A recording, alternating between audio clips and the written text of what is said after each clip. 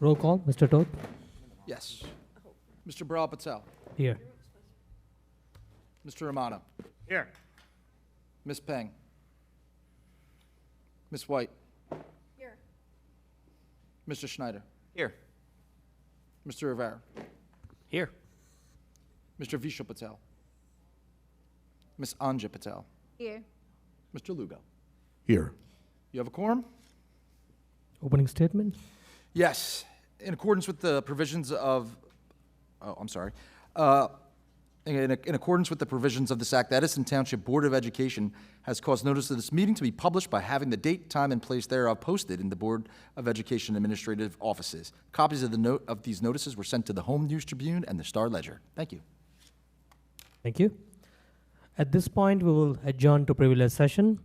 In accordance with NJSA Section 10412, the Edison Township Board of Education adjourns to a confidential session for the purpose of discussing the following: confidential personnel matters, pending litigation, purchase of real property, student matters. Motion to adjourn? Motion.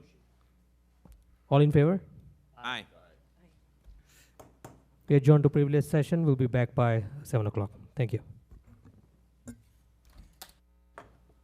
The board reconvenes to open session. Time is 7:11 p.m. Good evening, everyone. I'm happy to share with you some of the productive initiatives that have taken place within our district throughout the month of February. Our Board of Education committees, including finance, audit, and oversight, buildings and grounds, curriculum, technology, and student achievement, special ed and preschool expansion, policy, communications, community relations, and township liaison, convene to discuss pertinent issues to advance our educational goals. The detailed reports from each of those committees are available on the agenda for your review, which will be presented later today. Last night, our Communications Committee organized a highly informative webinar during which Mr. Rick Cohen, our Chief Academic Officer of Secondary Education, presented valuable information about our high school and middle school program of studies, introduced new middle school and high school initiatives, electives, and discussed the placement criteria. I'm pleased to inform you that the recording of this presentation is now available and accessible on our website. We eagerly encourage you all to share your feedback and your suggestions through the Thought Exchange survey, also available on our website. Furthermore, we are diligently working on a reference guide for parents, which was shown last week, and we'll see it real quick today as well, which was shown last month. This one is to facilitate quick access to all the frequently needed information, ensuring an enhanced user experience and accessibility. Looking ahead to March, I am particularly very, very excited about the upcoming Read Across America that happens in Edison Elementary Schools. The events are scheduled in our buildings throughout the month of March. These events will feature numerous guest readers, including myself, emphasizing the importance of cultivating a love for reading among our students. I extend my thanks to our staff and community members for their commitment to the advancement of our exceptional school district. That being said, we have a wonderful presentation from our auditor. I will ask Mr. Toth to introduce them. Thank you. Thank you very much, President Patel. Today we have our representatives from our audit firm, HFA, to present our FY 2023 budget. Mr. Conti? My name is Jerry Conity. I'm a partner at HFA. As Mr. Toth said, here to present the audit for the year ended June 30th, 2023. I just want to state we're here a little later than we normally prefer to be. It kind of sounds repetitive when we say that year after year, but unfortunately we've been waiting for information from the state of New Jersey that's required to get implemented into the audit report for the district. That's not just for Edison School District, but all school districts across the state of New Jersey. So happy to report that we are issued and timely with the state of New Jersey. There's two schedules that I point people to if you're looking for a really good summary of kind of where the district has some of the major initiatives that have been undertaken and some of the things as financially what transpired over the past year and where it's kind of positioned moving forward. Those are on the letter of transmittal, which is on page 1 of the report, and the management's discussion and analysis, which is on page 25 of the report. We have an unmodified opinion on the financial statements. That is the best opinion that we can give. It says there are no modifications necessary to bring these financial statements into compliance with generally accepted accounting principles. One of the main things I want to talk about tonight, we've gone over this report in detail with management, but one of the things I want to talk about, especially as the governor just released, had his budget address today and state aid numbers are going to start to come out, is fund balance and where you're at June 30th, 2023, and what you have as management starts putting together the budget for fiscal year 25. The district finished the June 30th, 2023 with about $79.1 million in fund balance. The maximum amount that you're allowed to have on hand statutorily is $7.2 million. That's the most that you can have in unrestricted. The state allows money to be set aside into reserves for specific purposes. The district had about $41.5 million set aside in those various reserves. Those are your maintenance, your capital, emergency reserves. Important to note about that, you guys had utilized about $20 million of those reserves for various capital projects in your fiscal year 24 budget. Moving on from there, you had another about $9.2 million set aside for encumbrances. Those were goods that had been purchased by the district before June 30th, but had not yet been received in district. And then from there, you had about $12.4 million that the district had utilized to help balance the budget in fiscal year 24. So all of that left the district with about $7.2 million of what's referred to as excess surplus. So as management's starting to put together the budget for fiscal year 25, that will be the minimum amount that you're going to be required to utilize to help balance that budget. All right. In addition to all of our testing and all of our testing for our financial statement accounts, as well as the compliance testing from the state of New Jersey, we also have to perform an additional layer of testing referred to as a single audit. We do those on both your federal and your state grants. And that's additional testing that's on specific compliance requirements that are set forth by the granting agencies. I'm happy to report we had, we tested about 4 programs for your federal single audits, your child nutrition cluster, special education cluster, education stabilization fund, and your Title I grant for federal. And on the state side, we tested 3 grants, your state aid public, your extraordinary aid, and your transportation aid.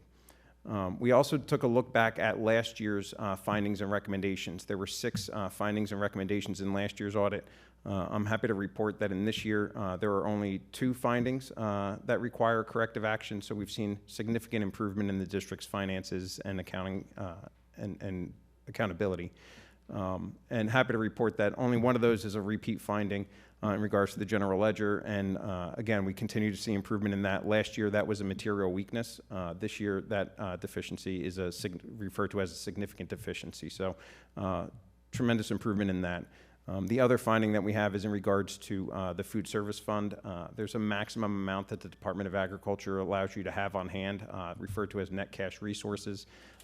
With a lot of the COVID money that we've seen flowing into food service funds across the state, school districts across the state, that's definitely not an uncommon item that we've been seeing. So district has, I know, a corrective action plan that they've already been working on to put in place to rectify these items. And before I turn it over for any questions from the board, I just want to give a huge thank you to Dr. Alderi, Mr. Toth, and Ms. Spesci, I know is in the audience here too.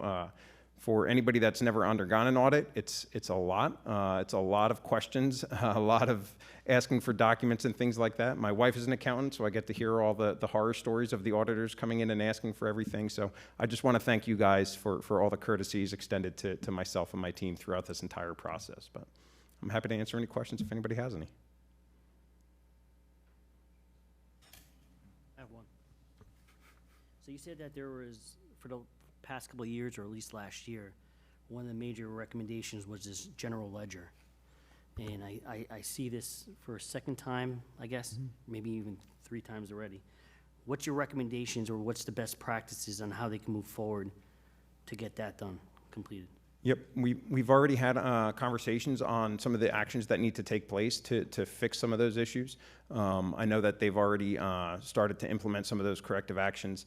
They were just obviously the timing of last year's audit was, I think we weren't done with the audit until April, late April last year. So there just wasn't a lot of time to implement a lot of corrective action, but the district obviously did implement a lot of that corrective action in a short period of time. So I know they've already been working on cleaning up fiscal year 24, and we have continued meetings on what else they can do. So steps have been given, and we're going on with those steps to improve that. Yes, that's correct. All right.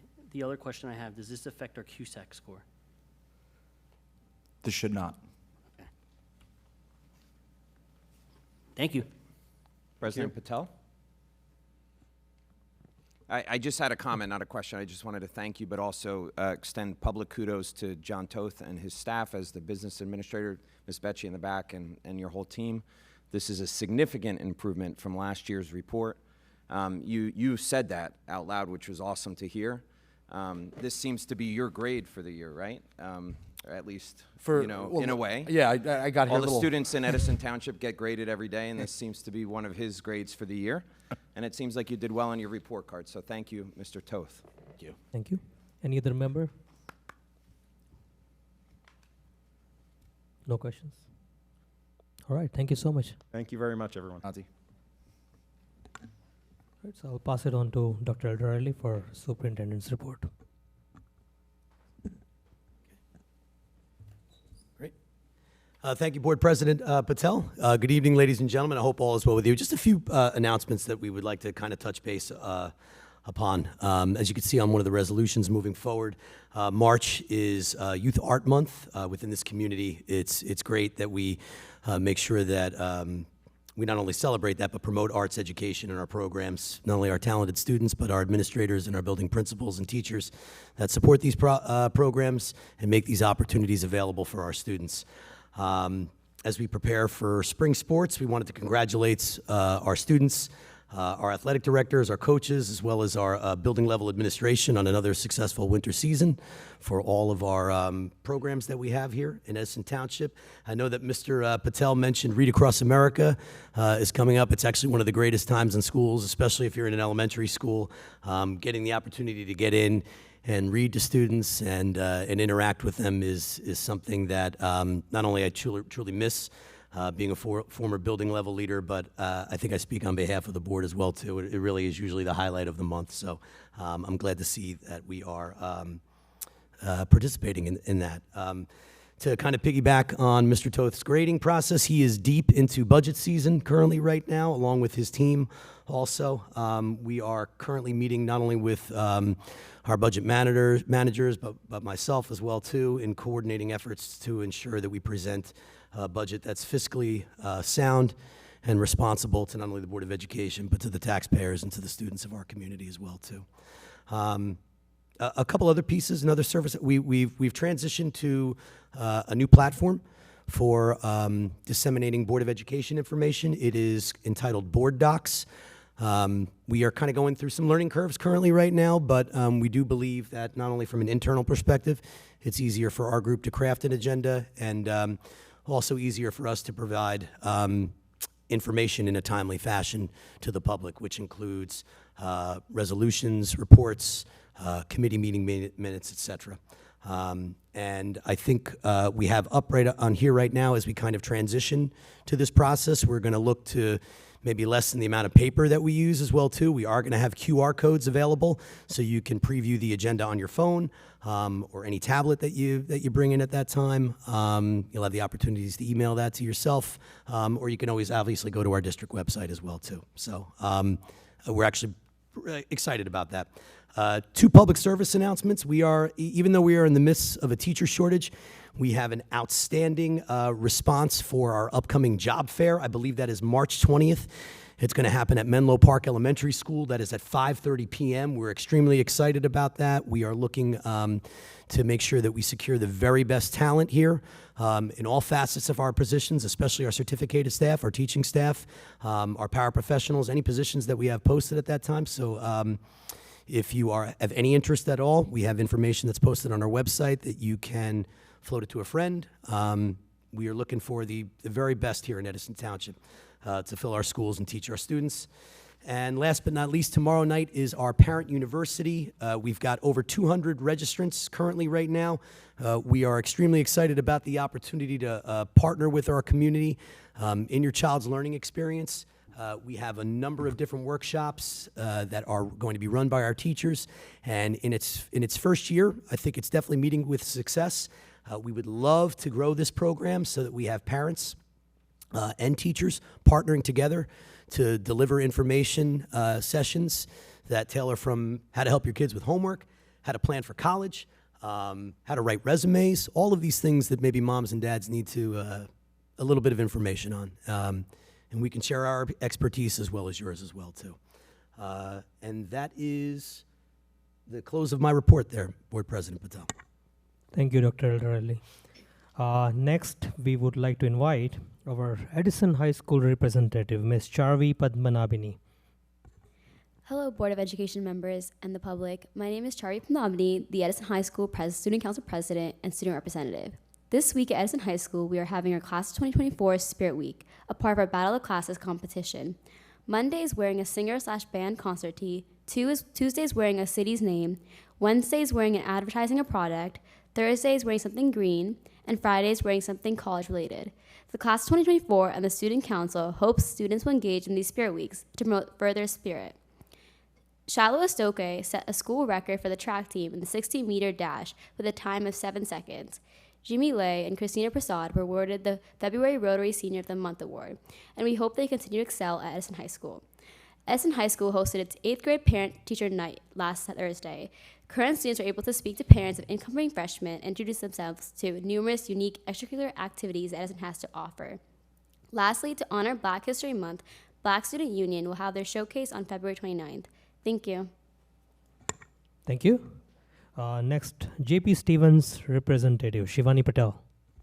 Good evening, everyone. My name is Shivani Patel, and I'm the first Vice President of JP Stevens High School. Since our last Board of Education meeting, there have been many exciting events at JP Stevens.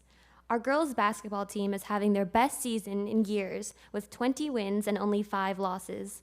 They won the White Division, and Captain Catherine Bogutsky reached a record score of 1,000 points in her career.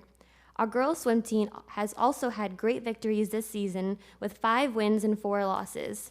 Freshman Angela Zhao has broken and set many records for the swim team with her 200 free, 200 IM, 50 free, 100 free, and 500 free. The girls' bowling team has a record of 14 wins, and this season, and the boys' bowling team won the Joe Romer Classic High Game Trophy with 246 last week. The current sports season has been outstanding, with the boys' basketball team ending their season with a score of 8 wins and 14 losses, and the wrestling team participating in districts this past Saturday. Also, the Student Council is preparing our first school-wide volleyball tournament on March 1st, and we have gotten great participation from the student body, with 11 teams of 6 to 8 people having entered so far. Our school Student Council has also made significant progress with JPS Royalty, and we have invited 10 girls and 10 boys to participate in this event. We plan to begin rehearsals within a few weeks.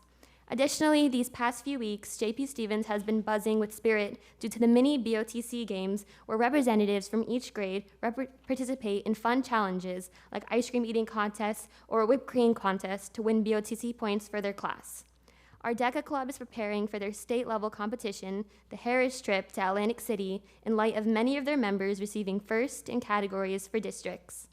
The JP Stevens Research Society is about to start their projects with professors, and Key Club is continuing their volunteering with numerous organizations. JP Stevens as a whole has been participating in numerous events and fostering great school spirit. Thank you for your time. Thank you so much, both of you, for the wonderful updates. We appreciate that. Next, we have public comments for resolutions only. I would like to specify this is for the resolutions only. I see some people may be here for the cannabis issue. We will certainly give you enough time to speak afterwards. Right now, at this point, only for the resolutions. Anyone?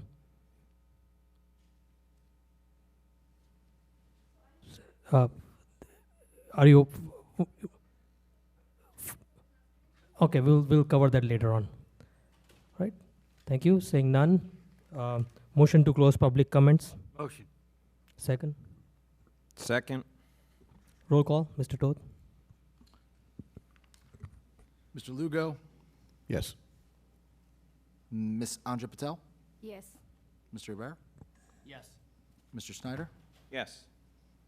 Ms. White, Yes. Ms. Peng, Yes. Vice President Romano, Yes. President Patel. Yes. Carried Right. and closed. Next is motion to approve personnel report.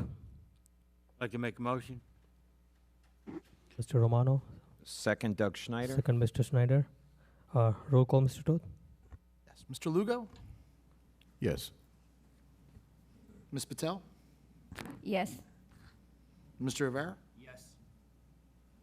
Mr. Schneider, Yes. Ms. White, Yes. Ms. Peng, Yes.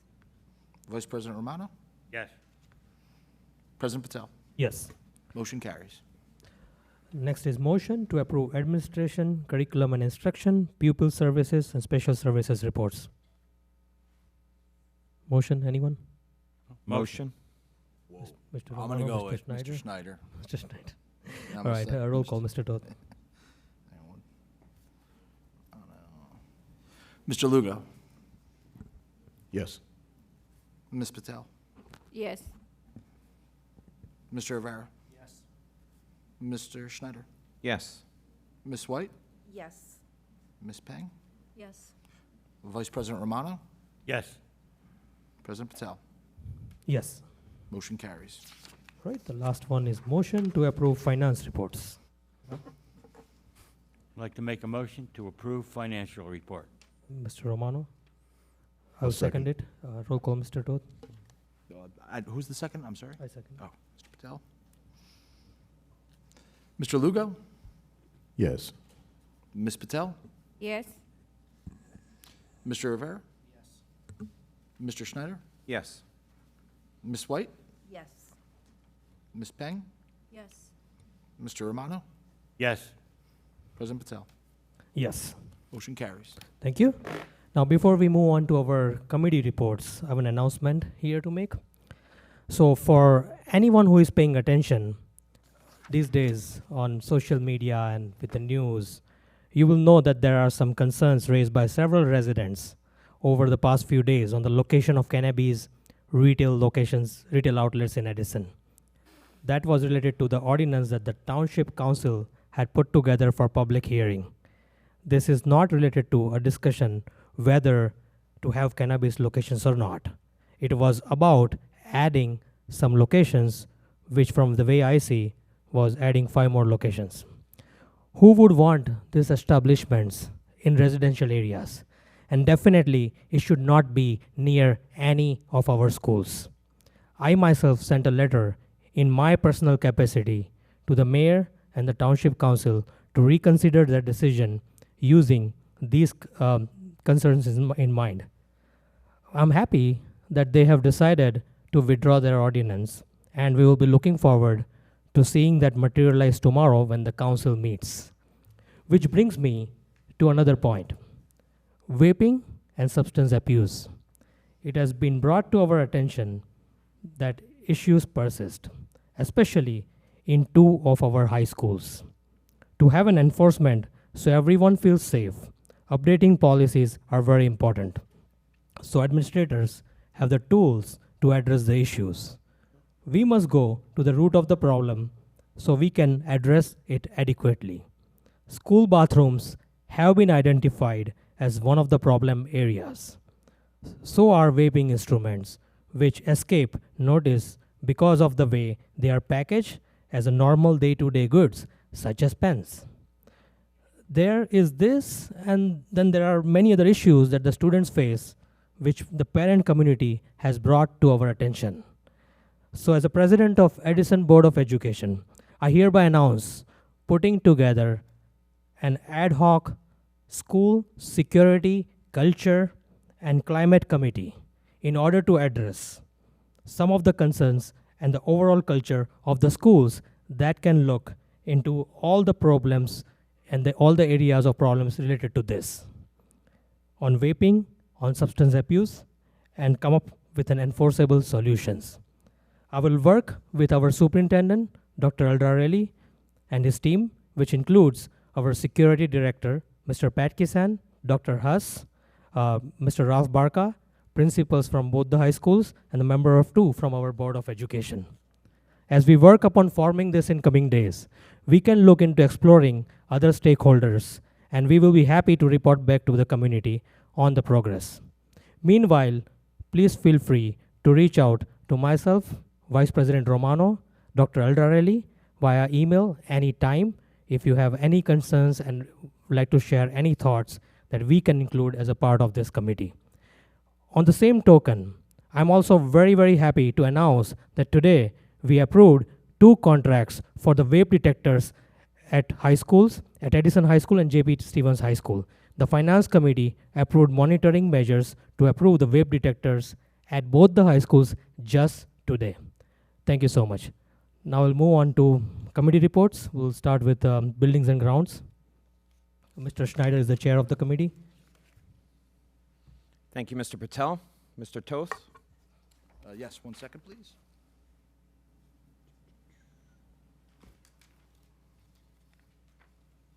Okay, so the Buildings and Ground met on January 7th. Present was Ms. Patel, Mr. Patel, Mr. Romano, and Mr. Schneider as chair. DMR and DCO provided us with an update to the ESIP project. Roofing and weatherization is almost complete throughout the district. PV installation is ongoing, and project scope discussion took place. FY 2024 projects by DMR, JP Stevens. Rebar has been installed at the site and concrete is being poured for footings and foundations. Herbert Hoover, CME will be completed in the next 2 weeks. Roofing, windows, and interior utilities has begun. Thomas Jefferson Addition, foundation work is ongoing. JP Stevens Auditorium, work is going to be starting. It was pushed back to March in order to accommodate some performances in the auditorium, but abatement will be taking place, asbestos abatement in the next coming weeks. JMP Kitchen, CMU work, or concrete masonry unit work is ongoing or is near completion. Brick, steel decking, and roof work has started. Woodrow Wilson and John Adams locker room. Demolition is complete and asbestos abatement is ongoing. Sports field and batting cages. A discussion took place with regards to a bid received from Keystone Construction. The project is tabled to the next committee meeting. Rod grant projects. These were reviewed and referred to the Finance Committee. Projects by USA Architects. John Adams Gym, slab, CMU, and rough utility work is ongoing. At Woodrow Wilson Gym, steel deck work is ongoing. And SSP, the alternate school program, we held a discussion led by Dr. Tui in regards to concept designs. The committee moved on to discuss change orders at the various projects. These were discussed in detail and then referred to the Finance Committee. FY 25 capital projects that are in the planning stages were discussed. We are going to reconvene once the state aid is released in order to discuss further. And we discussed a draft demographic report, which will be presented to the board in March. That's all I got. Thank you, Mr. Toth, and thank you, Chair, Mr. Schneider. Next is Finance, Audit, and Oversight. I am the chair of the committee. The Finance, Audit, and Oversight Committee met on Monday, February 12. Members in attendance were myself, Mr. Lugo, Mr. Romano, and Mr. Schneider. The committee reviewed the change orders. They're all there in the agenda. I don't want to go into the details of that, but please feel free, and everyone is encouraged to look at the agenda for the detailed change orders. The procurement and contract items, the committee reviewed and discussed the procurement methods and contracts. The financial items to highlight ROD grants, and the committee also learned from Mr. Toth the fiscal year 2025 budget is under review, and very soon the committee is going to meet to go over the first budget numbers as soon as state numbers. Mr. Toth is supposed to come out this week, right? The state financial aid numbers. Hopefully tomorrow Hopefully or Thursday. tomorrow. Very good. So we are all looking forward to that, and everyone loves good numbers in terms of taxes. So we'll wait for that. And the fiscal year 2023 audit which the auditor was just here to present that portion. So again, everyone is encouraged to look at the reports online, and I don't want to go into many details about the committee report. The next one is Curriculum, Technology, and Student Achievement Committee. I'm the chair of that committee. The committee met on February 7. Members in attendance were myself, Mr. Rivera, Mr. Lugo, and Mrs. Anjana Patel. The agenda items were discussing program of studies, discussing adding new courses such as AP Pre-Calculus and Spanish Heritage 2. The committee discussed placement criteria, discussed changes from last year, and the rationale for those changes. Curriculum committee had a thorough discussion and careful review for the placement criteria, the program of studies, and suggested some modifications to Mr. Cohen. Committee also came up with suggestion of adding advanced level courses and AP courses. Committee asked the administration to present the changes as a part of Community Relations Committee in the form of a webinar and take some feedback from the parents as well. The Curriculum Committee is open to receiving input from parents and consider suggestions if applicable for the current changes or for future purposes, and would like to encourage parents to attend the webinar. And as I mentioned earlier, the webinar was yesterday, which was very highly attended by members of the community. The second Curriculum Committee met on February 21st, and members in attendance were myself, Mr. Lugo, Mr. Rivera, and Mrs. Anjana Patel. And the agenda was the new and rebranded middle school elective courses for year 24-25. And the new courses, new electives that all the middle schools were getting. The committee discussed renaming of existing middle school elective of art for 6th, 7th, and 8th grades. The presentation to the communication committee was discussed, and presentation included all the middle school and high school placement criteria. A wellness aspect was brought up and discussed. In the past, the committee has often heard about yoga from different organizations. What this committee discussed is how do we really bring it forward to the community? What is really very helpful? So the committee has tasked Mr. Cohen and Dr. Eldarelli to look into this area as a component, as a wellness component overall, and bring some suggestions. And the committee members are also going to bring some more suggestions in the upcoming meeting, and we'll take it from there. Next is Special Education and Preschool Expansion Committee. Mr. Romano, you are the chair for that. Mr. Toth? Or Mr. Toohey?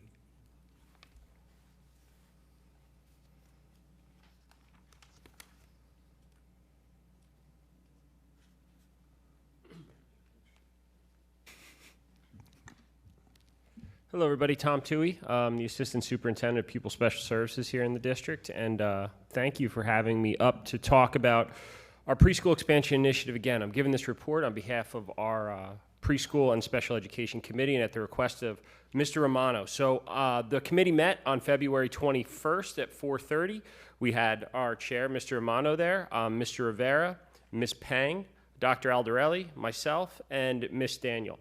Before I go into this very quickly, this is based on the Preschool Expansion Aid Grant. It's a competitive grant process that we'll be applying for in come the summer months. And we're feeling like we know that we've taken the steps necessary to secure it. So some information. To date, we have 985 students pre-registered. It's looking like, based on the letters of intent from our private partners, that we're going to have roughly 450 seats. That means that half of all of the residents of Edison looking for pre-K next year are most likely going to get it.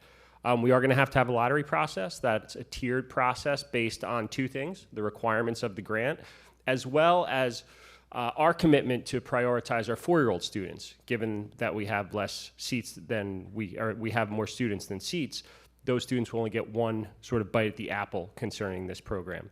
That lottery is going to take place on March 20th. It will be live, recorded, and observed. So people can go back and get all of that information, and we will be contacting families shortly thereafter. On the minutes that we have, there are some other plans. They entirely revolve around how we expand over the next 5 years to secure our entire universe of roughly 2,200 students. The two really important ones are one, item 3, which is as part of the application requirement, the district will be forming a preschool expansion aid advisory council that will include parents, and it's not just parents of pre-K students, it goes all the way up to 3rd grade. The other one we're taking a look at is potentially putting an RFP out to secure a commercial real estate broker. There is available commercial space within the township, and the requirements of the grant in terms of allowable uses do include lease. So we're exploring those options. Myself, Dr. Aldarelli, Mr. Toth aren't necessarily experts in that field, so we're going to try to get some expert guidance on it. Beyond that, anybody that's listening at home, I would just ask that you check out the website if you're interested with what's going on. I just tried it. Edison Preschool Expansion put into Google brings you directly to our site. So Edison Preschool Expansion, there's a number of videos on there where this program has been described at length.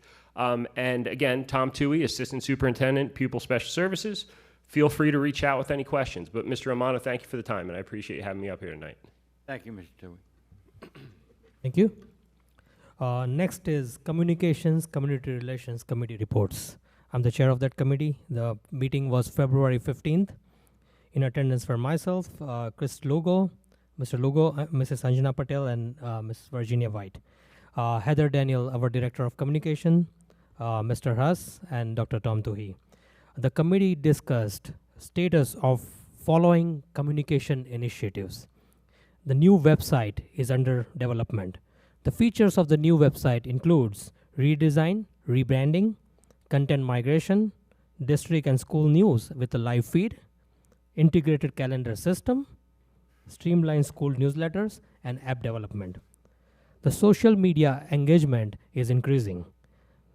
The district is continuing campaigns for preschool expansion aid, as Dr. Toohey just mentioned, varsity tutors, parent university, strategic planning, job fair, DEI showcase, that's diversity, equity, and inclusion showcase, which is coming soon. The committee discussed status of development of central office district newsletter, which will be published very soon in the month of March.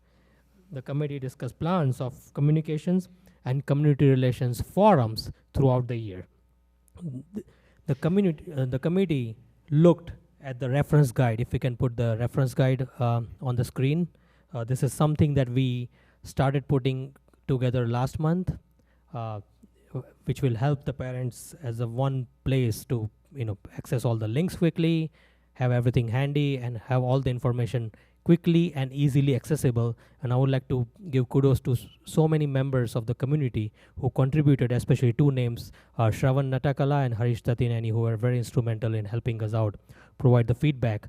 And then we took it to our committee, and all our communications communication committee members provided their feedback. Mrs. White, Mr. Lugo, Mrs. Anjana Patel, and I would like to give a lot of credit to Heather Daniel over here. She put this in matter of no time, and we enhanced upon this. This will be rolled out very quickly. The committee discussed plans for the current help desk structure. This is something that is very near and dear to Mrs. White, and she has been working on it for a few years now. So as a starting point for the parents seeking the support with technology, how to enhance and how to come up with the numbers and system for tracking and many other aspects of it. And once we have more information, we will declare in the future meetings. The committee discussed plans for presentation for the curriculum placement criteria, which I presented earlier for the curriculum committee, and how we'll do the live Zoom webinar for that one. And that being said, yesterday we had the first live webinar with the parent community for the placement criteria. The webinar in which Mr. Rick Cohen, our Chief Academic Officer of Secondary Education, presented the proposed new middle school and high school courses for the enhancements for our program of studies and placement criteria. Everyone has got the link, so everyone is encouraged to watch if you missed out yesterday. The feedback regarding the presentation is very important, as well as the suggestions and comments regarding the initiatives. And now we are doing that through thought exchange. Thanks to Dr. Elderali, his team, and Ms. Heather Daniels for putting this together. In matter of no time, we received so many suggestions from the parents, and it's just growing, as I understand. So here's a link that you see on the screen for thought exchange, QR code. Everyone is really, really encouraged by our committee to use this tool, provide feedback about the webinar, and about everything we can do for the curriculum. Thank you so much. The next one, we will go with policy committee. Mr. Rivera. I know, Eddie, you wanted to start it off, right? Sure. Good evening, ladies and gentlemen. Yeah, the policy committee report. The committee met on Tuesday, February 20th at 4:30 p.m. Present at that time were the committee members, the chair, Mr. Brian Rivera, Anjana Patel, Viral Patel, and Mr. Douglas Schneider.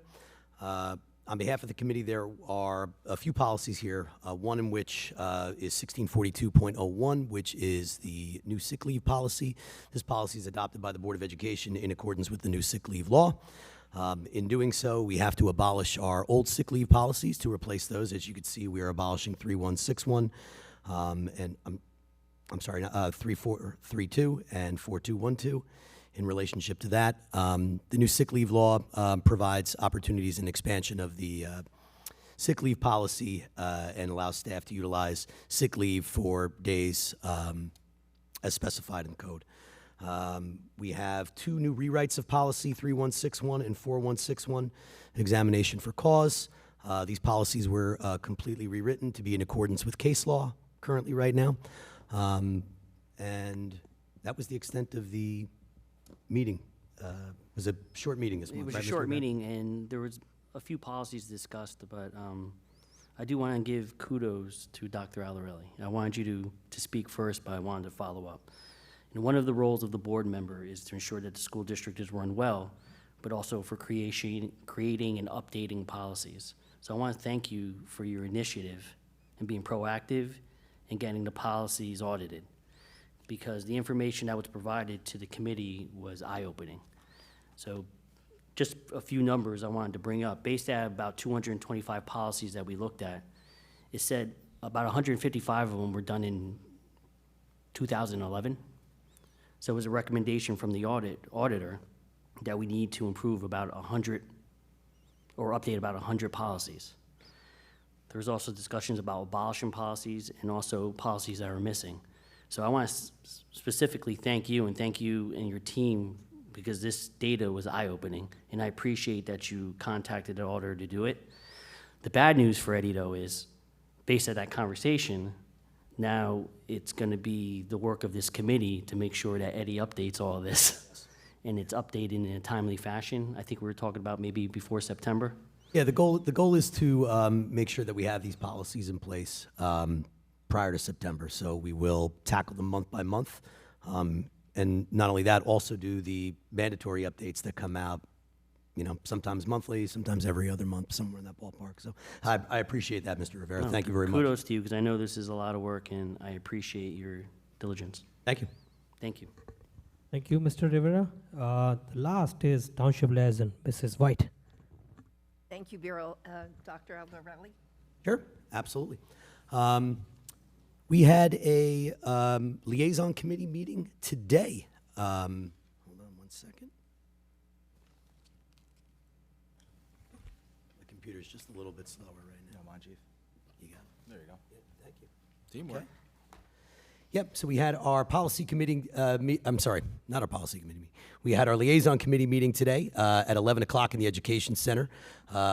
Members of the committee, Chair, Ms. Virginia White, Mr. Bira Patel, Ms. Anjana Patel, and Mr. Douglas Schneider. The meeting began with a review of some of the current initiatives that are currently taking place with the town. Several Edison Township representatives were there, and they piggybacked on a lot of the initiatives that were going forward in relationship to the State of the Town address. The committee discussed traffic challenges and sidewalk repair, as well as a collaborative approach to solutions with our Edison Township officials in relationship to some of the traffic issues that, pose themselves outside of John Adams Middle School, as well as some of the sidewalk areas that were brought to this board's attention. The Edison Township Police Civilian Academy has been a huge success.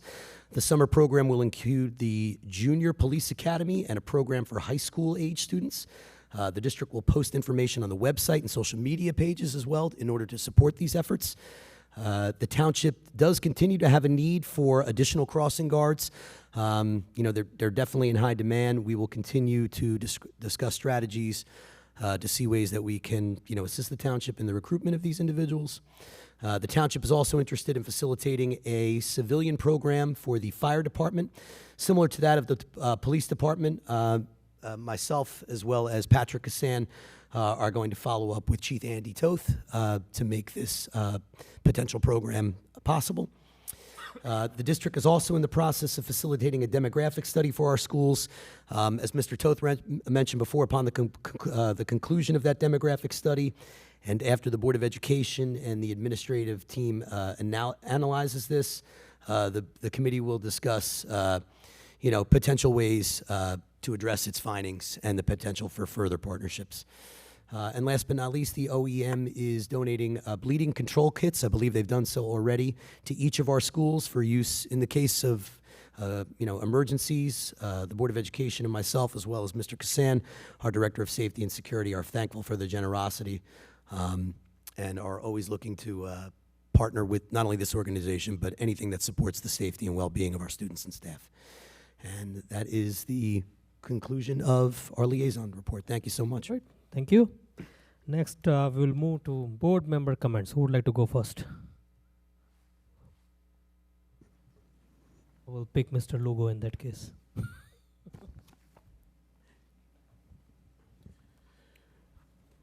Thank you, Board President. I have nothing specific at this time, but I want to say, good work. There was a lot of work that was done in a lot of these committees, and just want to, thank the administration, especially with the policies. I know I would second what Board Member Rivera said. Coming up with these policies, that's no easy lift, and but it was good work and good progress. So, thank you. Yeah. Thank you. Mr. Rivera. Appreciate that, Chris. I really don't have anything specific to say, but I do know we have some retirees out there and some retirees that have been in this district for a very long time. So I just want to wish everybody the best of luck on their new endeavors.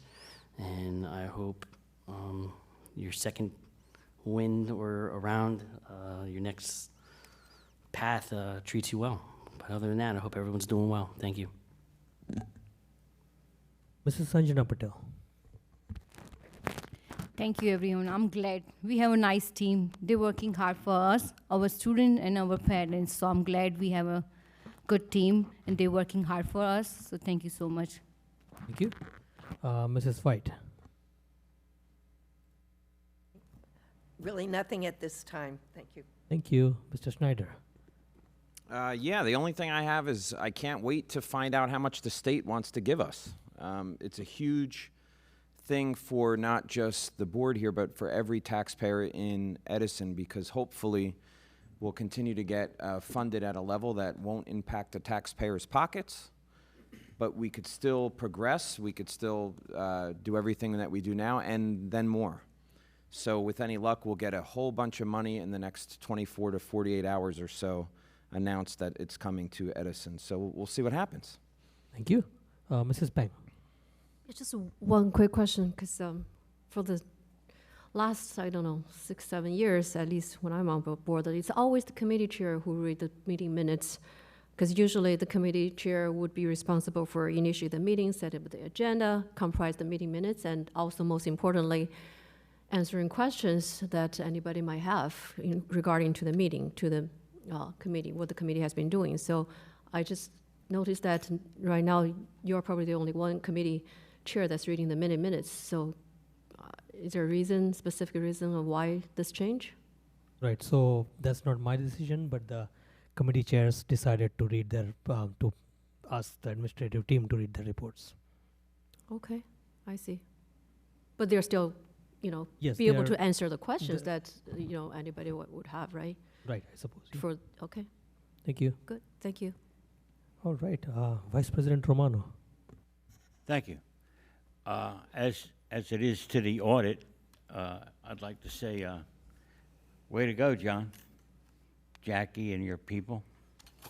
It's better than last year, and I'm quite sure it'll be just as good next year. The other thing is that all of the projects that we're working on, it's all because of the board members, the past board members, and our superintendent and John Toth and his people. We're making the district bigger. We're making it more accessible.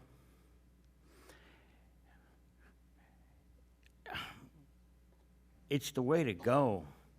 It's the kids. It's our students. Our students need all of our students, not just the top, all of the students. So, Ed, thank you. Thank you. John, thank you. Thank you, Vice President Romano. I have something quick to recognize two students from J.P. Stevens, Edison High School, Trisha Nair and Catherine Bogutsky. They both received recognition in the GMC for high achievements for basketball, and they won the division with a record of 26. So that's quite some achievement. And the high school program of studies will be on the website tomorrow, as advised by Ms. Heather Daniels. So please look out for that one. And everyone, in the month of March, so many events are happening. So look forward to a wonderful month of March. Anyone else, board members? Everything good? All right. So now we will open to public comments. Any students in the audience? No students? That lady next to Moin behind you. Yes. Yes, you can go first. Yes, you can come there. Hi, I'm Sonal Shah, 25-year Edison resident. Recently, in last few years, I've moved to Cinder Road, and I'm here to represent all the parents living on Cinder Road and Mindbrook and that area who are not getting subscription busing or busing in general. So I wanted to find out if you have any update on the request that I had forwarded to one of the board members with the list of parents. Where are we in that decision? Are we going to get the busing or no? That's the only question you have? No, I have a second question, but Yes. not related to this. Should I ask the second Yes, question now? if you can finish all the questions, we'll The answer all second to question was related to the meals. I found out from a lot of kids, including my son, that the portion size that has been they're getting in the school is very, very less, and they remain hungry. And especially for vegetarian kids, they get merely one thin slice of pizza. How can a preteen or a teen survive on that one slice of pizza all day, especially if they have sports afterwards that they have to attend to? So these two questions I had. Thank you. Thank you. So for the busing, I can understand you spoke with our board member, Mrs. Anjana Patel. So she is doing a great representation in your community over there. And I would like Mr. Toth to give some update on that. So in regard to the subscription busing issue, I think that's the one that Ms. Patel and I spoke of today. We had a discussion about that. We are going to refer that to the Transportation Committee next month to discuss and hopefully make some action on. Thank you. And regarding meals, I would ask Dr. Elderelli to speak about that. Real quick, in regards to, I could speak Oh, to you can speak. Yeah, go for it. portion size in regards to food, right? So the portions that we serve, right, in the cafeterias, it's dictated by the school nutrition, school lunch program. So everything is portioned accordingly to their standards, and that's how we have to serve the food. So it's not like, one slice should, it might seem a little bit small, but this is how we're mandated to serve the food products based on the New Jersey school lunch program. Thanks. Thank you. Next public comments.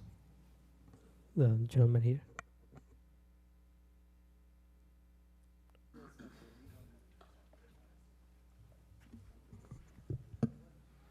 Hi, my name is Prabhanjan Kavuri. I'm from Bunham Town, South Edison. First of all, kudos to the amazing job you guys are doing. I have pretty much 3 questions. The first question is, in my community, I think there's a chaos about the transportation, especially in our community, there are, like, for example, 2 buses. One bus is completely loaded and the other bus is completely empty. I don't see there's a point of like having 2 buses, like when we can accommodate everyone in one bus. Second thing is, like, is there a possibility to introduce some kind of security feature to track the kids, especially when I have 3 girls going to elementary and middle school. So if there's a possibility to do some kind of ID-based tracking, I see that like there are some other school districts where this is happening. So is there anything like that you are proposing? Because I just heard that you have something called, you're introducing security committee sort of thing. So is this something that you are planning to take it up? The other question is, there's sometimes like there are delays in the buses and it really becomes hard to coordinate when the bus is coming, what time the bus is leaving. So it kind of puts us in a limbo where to trace our kids. So that's another thing. My last question is, recently we had an issue where the parent-teacher meeting was at the same time for elementary and the middle school, which was like really tough to handle because it was the same timing. We were just running around the streets, like trying to accommodate, all the meetings at the same time. So if that can be segregated in different time zones, like that will be a great help. So that's pretty much it. Thank you. I'll let Mr. Toth answer some of your questions. Yeah, I mean, sir, it seems that, you have a lot of questions that probably we're going to take some time to discuss. If you could, why don't you give your name and your contact number to Dr. Huss right there, right here, and we'll be sure to contact you after this meeting in furtherance of all these questions you have. Thank you. Thank you. Thank you. Next. Jerry?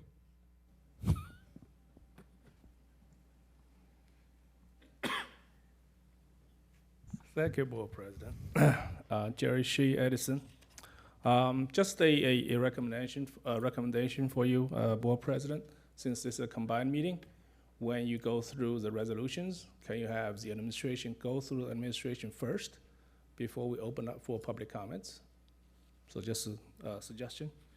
Just a quick question. On page 24, 25 of the bill list, there's an item called TJ parental media upgrade. It's about 8 or 10 items, a total about somewhere around $45K. It's a Title I grant. Do you guys know off your head what it is? The reason I'm asking the question is because it's called parental media upgrade. I'm just wondering if that can be reciprocated in the other schools as well. That's the purpose of the question. I think some parents are here to talk about cannabis.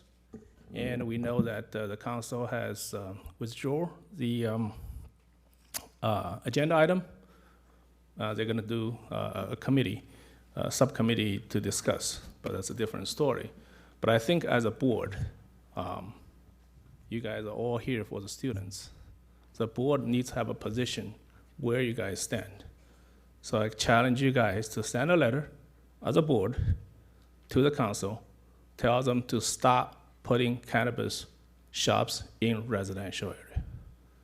Put your position clear to them. And I hope that's something that is not picked up at the township liaison meeting. Put the position clear, okay? The other things I noticed, the change with the applications is also the change with the practice. Some of the salary guide adjustments and stuff, there's no salary being printed. Can we still have that? Because, although it's a contractual agreement, and we want to see it. The other thing is the audit report. The auditor said that we got $7.2 million, if I remember correctly, the cash in the hand. It's good, right? That's a good finding. We have more money. And this goes with the facility report. And if you look at the 2025 projects, the James JMI is listed as in a planning phase, just like Edison High and the Marshall. My understanding is JMI is moving way along. We were planning to go for bidding in January, so why it is part of a planning phase? So that's a question for the committee chair, if you don't mind asking. And also, there are 3 projects that was planned.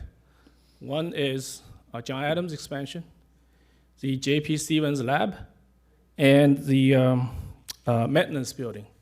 That was tracked last year, and I don't see them in the 2025 projects. So I don't know what's going on with that. So another question for the chair. The third thing is, you guys mentioned demographic study. That's in part of the committee report, and it cannot be made public when it's ready. There were a couple projects that was batting cage that was too high, and it's not moving forward. So I just want to find out what's the status with that. And thank you, Mrs. Penn, for bringing that up. And I was very surprised when I sit in the audience. 10 years on a school board, that was the first time that I see the committee chairs do not read their reports. Last year, when Vishal Patel mentioned that he wants administrations, he wants supervisors to read the reports, the very people sitting over there, we just thought he came from another planet to suggest that. Now, that report is not being read by the committee chairs. I don't know what's the change. You guys still responsible for the committee. You are the chair. You set up the agenda. You're supposed to tell people what is going on. And you just sit back and let the administration do their job. I don't know if that's the right thing or not, but that's the observation I just noticed, so I brought it up. Thank you very much. Thank you. So I will answer your question about cannabis. Last week, when this issue was very hot, myself and Dr. Eldarelli had a conference call with our attorney, Mr. Minch, and we had asked Mr. Minch to put together a letter. By the time Mr. Minch puts one together, they pull the ordinance out. But my position, I had already reached out to the township to oppose the ordinance in my personal capacity, and even me personally as a board member, I am opposing this ordinance. I am not for the ordinance. I am aware that Mrs. Peng is also opposing the ordinance. So these are 2 of our positions. That's one thing. We went a step beyond that. Now, since the issue is coming up on surface, and there are issues such as vaping and everything reported in the school bathrooms and from quite some time, earlier, I announced an ad hoc committee to tackle this issue, and Dr. Eldarelli, Pat Kisan, and his team has some great ideas and thoughts around it. So that being said, I would really like to Dr. Eldarelli to share some thoughts that what their team is doing to combat the issue right now that is in our schools. Thank you. Yeah, listen, student safety as well as awareness of these pieces are something that not only our staff communicate, but our building leadership as well too. So one of the things that we do is we increase supervision in the areas that are a little bit less structured, right? Usually the restrooms. We have approved on this agenda, I believe, increased security cameras as well too. That's correct. In relationship to the opportunities to prevent vape sensors also. But it's a multiple prong approach in that. It's education, it's supervision, and providing the right infrastructure to make sure that we're sending the right message to our kids in our community. Thank you. Next, gentleman. The last one. Sorry. All right. Good evening. You can go afterwards. Go ahead. Good evening. Thank you for giving me opportunity to come and represent some of the kids who goes to Woodbridge Academy Magnet School, and I have a few parents with me, and I'm representing around 10 parents. The kids who takes WVA3 bus route, they spend almost more than 3 hours every day to commute to and fro. School starts 9 o'clock. first bus stop from where my son takes the bus, he has to stand there by 7:15. Still he is anxious he'll be able to make it to the school for the first class on time. Sometimes they have quiz and test. In the evening, school ends 3:30. They come back by 5 o'clock. Nearly 3 hours or more than 3 hours. Considering traffic in Edison and surrounding area, it's not even absolute 3 hours they can come back. There is no surety. So the part of the problem is a huge route. Starting from New Durham Road near Piscataway border, going to Stelton Road in Piscataway, coming back to New Durham Road, Bridge Street, Costco, Route 27, Route 1, Middlesex County College, and then going to the school. It touches upon all major area, major route of Edison Township to reach the school. From day one, we've been calling, we've been emailing, we've been talking to the people, we've been talking to the authority, there is no resolution. So we are here to ask for the help. That's all you have? That's all. All right, thank you so much. So if I hear correctly, 3 hours to go to the school, that's not the experience we want our students to have. Fortunately, I have something good to share with you, and hopefully that you may like hearing that, is we had that same issue with another bus route recently, and Mr. Huss sitting right there was instrumental in helping those parents. So I would encourage you to connect with him right away. Right now, he's sitting right there, available. So please connect with him and let's take it from there. Thank you so much. Thank you. Next, public comments. This gentleman in the front.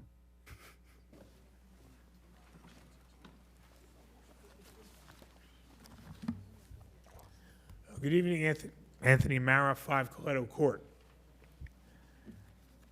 Does the Edison Board of Education have a policy, excuse me, policy which requires a public school, if it knows of a student's decision to change his sexual orientation, to notify that student's parent? If so, what is the policy, and if not, why isn't there a policy?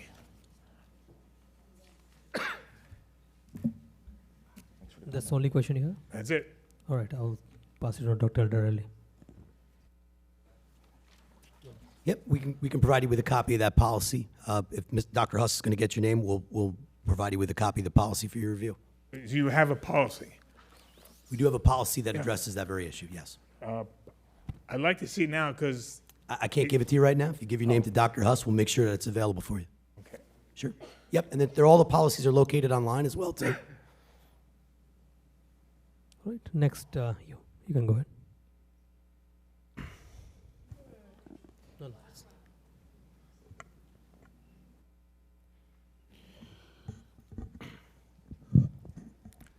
Thank you, Board, for the opportunity. This is my first time ever coming in front of the Board of the Education. And the concern primarily that dragged me here is the cannabis issue. So I think Dr. Shi asked a question. So is the entire board overwhelmingly opposing it? I just heard on a personal capacity that the chair or the president and one more member. So what is the stance of this entire BOE collectively? Is there passing it? Because what I heard is today you guys are going to pass a resolution against it to the administration council and the mayor's office opposing cannabis in our school district. That's the first question.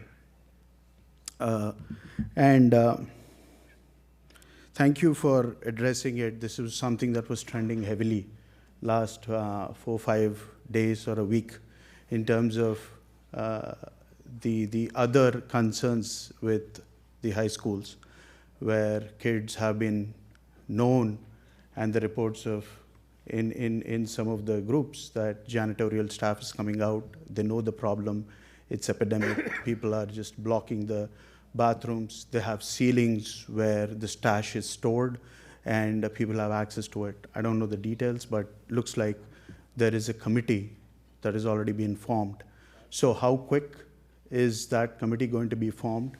how quick, what is the timeline in addressing these issues, and what is the finance or budget that is going to be allocated in addressing these issues, right?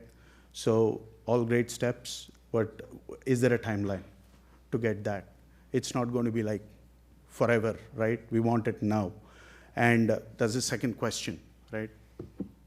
And the overcrowding itself, I don't know the position, but with this cannabis, 10, so I heard somebody say 5, but it is, from what I hear, it is 10 locations, 5 cultivators, 3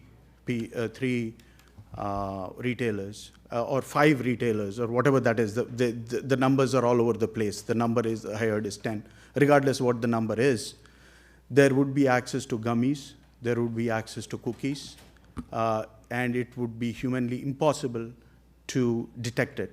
So is that something that, the board recognizes, that there are dangers, and there are proven instances where, people ate cookies and then just each person's body operates differently, and then they have committed suicides. Regardless of the mental damage, they're zoning off in the classes and creating a chaos. So is that something that the board is aware? And how would you prevent something like that from entering the schools, right? I mean, is that part of the committee? We don't want all the solution right now, but is that something that the board is actually thinking, right? And I don't want to, this last 4th question, I think I've been in the district for, from 2005, 20 years plus, right? My kids are in high school. I have an elementary school daughter. So I think what I heard, some positive news, is there is additional budget that people recognized, and then there is, you can expect additional state funding. Where do we stand on addressing the overcrowding? Like in JP Stevens, is that, I came late, maybe that was discussed, I apologize. Is that, are there new classrooms that are coming out? Quickly, for JP Stevens and Edison High, that's always a problem. So where do we stand? I mean, it's been like 12 years, everybody discusses. I'm sorry, again, this is the first time. I don't know if that was already discussed up ahead. Any quick update on that is appreciated from the board. So these are the 4 questions, and I thank you for the opportunity. Thank you. So I already said in my statement earlier about the cannabis issue, we just formed the committee today. So not a single meeting has happened. It was decided ad hoc right now because the issue is hot. So the intent over here is to really tackle the issue around it, around the vaping and everything that is. So it's just getting started. I have a lot of faith in our superintendent and his administrative team, and I'm personally hoping for something positive to come out of it. And as far as the ordinance, here's the thing: we were going to put the ordinance today. So I was personally intending to put the ordinance in our attorney, and Dr. Aldarelli is aware of that. However, council decided to withdraw their ordinance. So I don't know what we need to put now that, hey, you were supposed to put that and we oppose that. Like I already declared that I oppose the ordinance. Mrs. Peng, she can also speak, but from what I believe, she opposes. I have an understanding from seeing a message on social media, Mrs. Anjana Patel opposes it, right? The other board members can speak about it if they want to, if they choose to. I have no problem. I'd like to, ask everybody here. You can, tell your position right here if that. So your time is up, so. Just to be clear, as a reminder, I know some of you members may not have been here. This may be your first time here. Some of you may be frequent flyers. I'm the board attorney. Just a reminder. Public comment is for an opportunity for you to give comments. The board members are not required to answer any questions. Quite frankly, the process right now is that oftentimes questions get answered by the administrative staff afterwards. If it was up to me, they wouldn't answer any questions, but I'm the lawyer, not the elected official here on the board. So there's not a back and forth. You made your comments. If board members choose, they can, but this is not a back and forth dialogue. You get a chance to give your comments, the board hears it, and then they can. But 4 questions, so. Dr. Aldarelli will connect with you afterwards. So, thank you. Board President, can I make a quick comment? comment? Yes, you can go ahead, Mrs. Peng. I just want to say thank you for coming here to say your concerns, be advocates for the parents, because I know, I also want to thank Mr. Shi for coming here, be the strong advocates for the parents. I receive a lot of emails from the parents regarding to the cannabis issues, and I responded to most of them. I tried my best. As I said in the email, I stand very strongly opposing this cannabis ordinance. I would not support anything that poses even any danger to our students, to our community. It shouldn't be, as you said, whether it's 5 or 10 or even 1, I wouldn't agree to put anything, weed related into our residential area or close to our schools.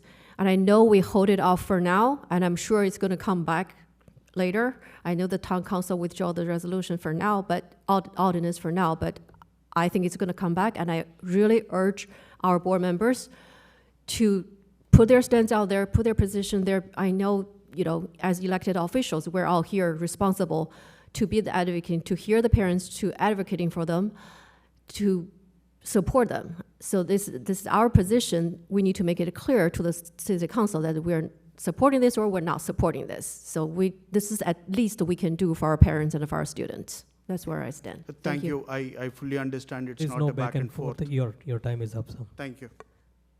Thank you, Mrs. Bang. Next for public comments, Anita.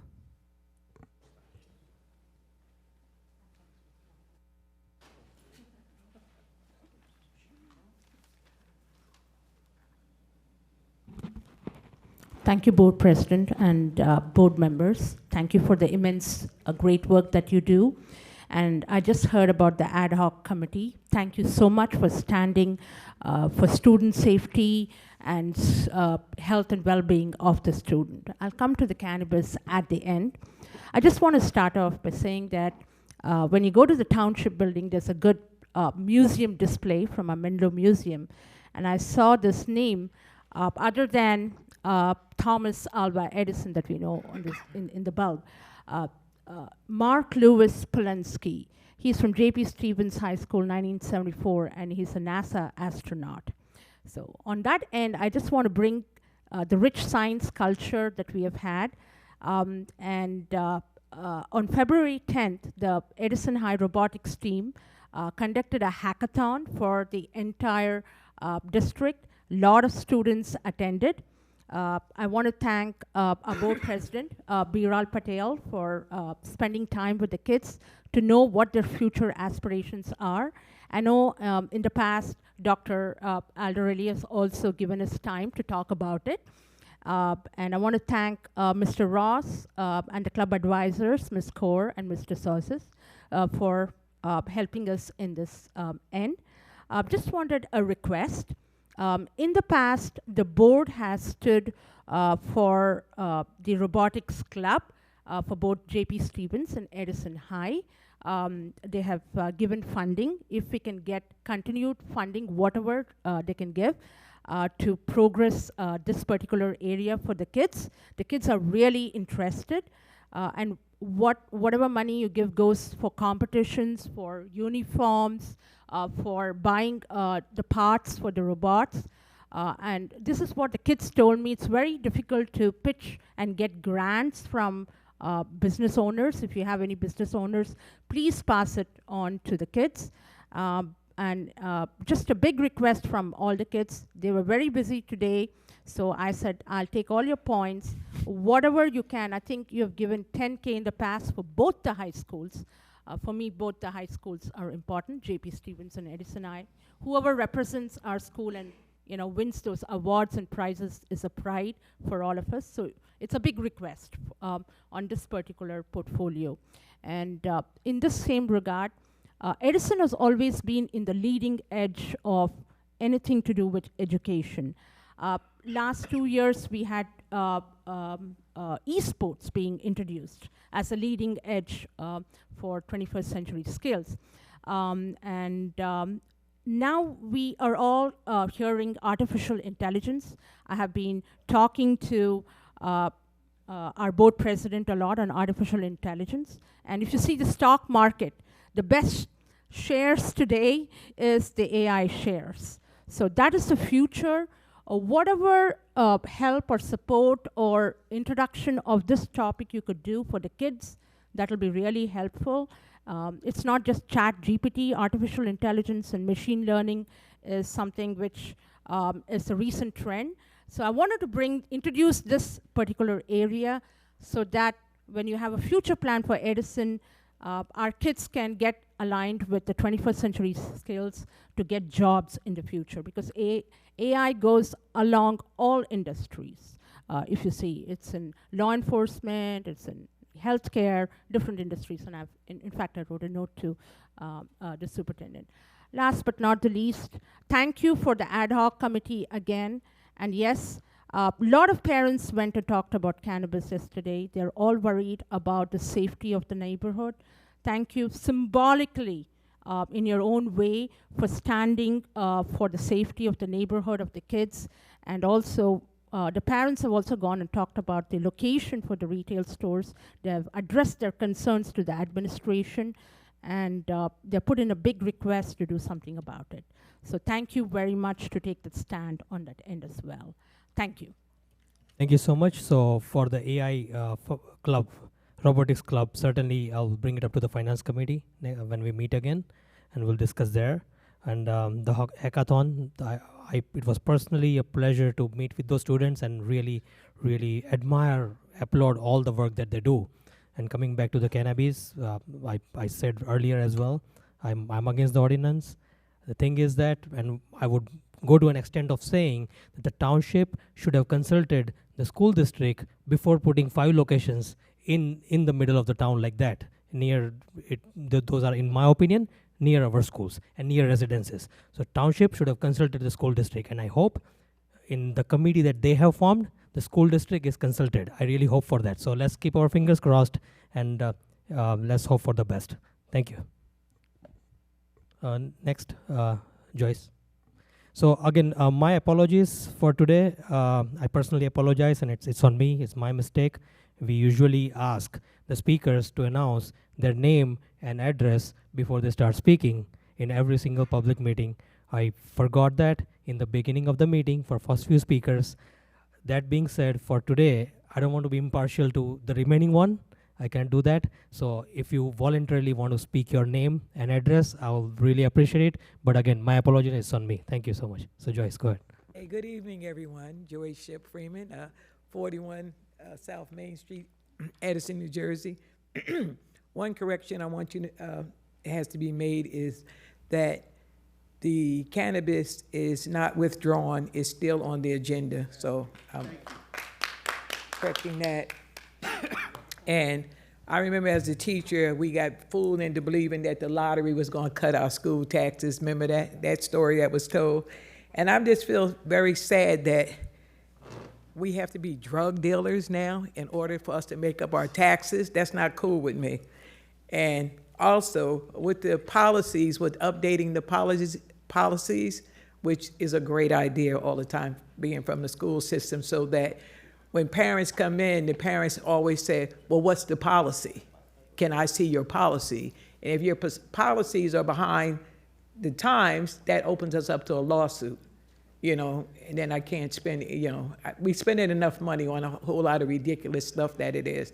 And I just applaud Edison because from being a student here, I was afforded the opportunity to go to the best colleges there were because of my education here in Edison. And I know the parents and everybody's interested, and I sat back and I just cringed because I think about the Board of Ed, and back when I was in school, you could find a joint or something, marijuana, you could find it. But if these kids are bringing in gummy bears, lollipops, and brownies, man, you guys are gonna have a real hard job. I'm not saying you're gonna have a real hard job, but just think about it.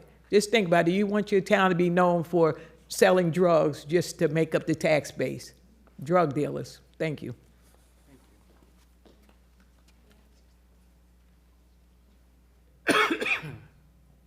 Next, Beth.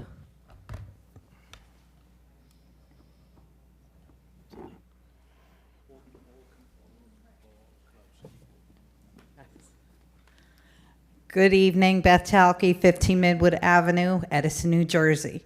Mr.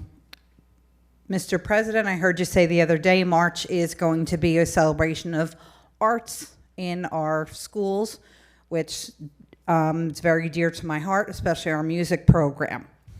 I enjoyed last week going to see at J.P. Stevens, the ETEA sponsored the school's volleyball game. But I was a little bit disappointed when I walked in to see a student carrying a tuba with missing buttons on it that they had to borrow from another school because there wasn't enough instruments at the high school. We have award-winning programs, nationally recognized. It was a little disappointing to see this, and I just want to be assured that all of our clubs' activities, whether it's music programs, art programs, and sports, are equally being funded so that I don't have to see this child walking around with an instrument with a screw in it rather than a valve to play it. But I appreciate it, and I hope you guys fund all of our clubs and extracurriculars equally, equitably across the board, especially with our Arts Month coming up to celebrate these kids. Thank you. Thank you. Next public comments. Mrs. Conway. Can she go first? Absolutely. Mrs. Brodowski.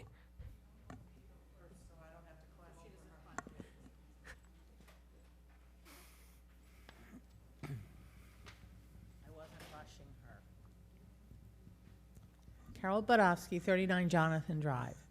I was very pleased with tonight's meeting. I know there's a lot of complaints about things that go on, and there always are, and there always should be. I've been in teaching a lot of years, and I'd been in 3 districts before I moved to Edison so that my daughter could receive the best possible education. What I didn't know was that there were 2 parts of Edison, but it's okay because I picked a house on the north side because we like that house. And I've always been part of things for the whole district. But I love the little graphic that you put on the top of the agenda. Welcome. We are all one Edison. I just like that. And I like to see it everywhere I go. I'd like to see little sprinkles of it. But for once, I haven't heard those kind of complaints. I was all ready to talk about that. And everyone's talking about, why don't we have this? Why don't we have that? And one of the reasons is we have to pay for all those things. And all those things are important. I can say from my daughters going through school here that they learned skills that got them into the neighborhoods, the jobs, the lifestyle, the way they're raising their children. All these things came from school. And as far as raising their children, my daughters were very involved in family and consumer sciences. When you got the electronic baby for the weekend, and you had to be, the electronic baby would tell on you on anything you did wrong.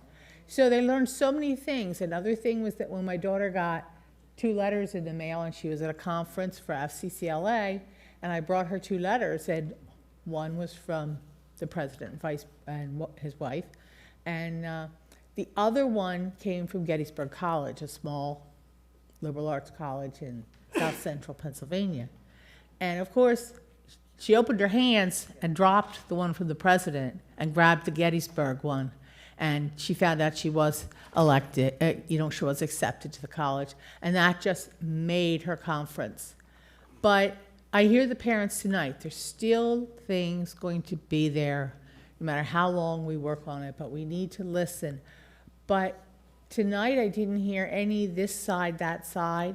I didn't hear too many other things that were common themes here, complaining about things. As far as the way the Board of Ed operates, they have so many rules that they have to follow. And if it doesn't say you can't do it that way, then it's an okay way to do it if it works. If they say you can't do it that way, then you can't do it. If you can't say, make Dr. Aldarelli read every report himself to the whole group. well, then he'd be taking water breaks and we would never get through the meeting. The person who's the committee chair or someone on the committee is the best one to share it because they were at the meeting and they're reading words off a paper. And the person who ran the meeting or who was actually in the meeting, I would always go, oh, no. But it was these really cute, exciting little things that they brought in that the children had made for us. And it's different if you're part of the committee itself. Some people are brilliant and do not like to speak in public. I'm not saying I'm brilliant, but I don't like to speak in public. And they may not want to read those minutes up because they might be afraid they'd read them wrong or give the wrong impression. So I don't think there's a problem if it isn't the chairperson that reads it, nor does it need to be, or can it be, I would think, a district administrator who knows that topic. So I've seen some of the things that people are saying make sense and some don't, but a lot of times this group up here is controlled by so many government regulations and that they cannot meet them all. They're doing the best they can, and you could take a deduction from their salary if you don't like the way they're doing it, but I think that I feel good seeing this group working together. I'm very happy. Therefore, I am not going to ever run again. So you freed yourself from one threat. And now you got the other one. Thank you.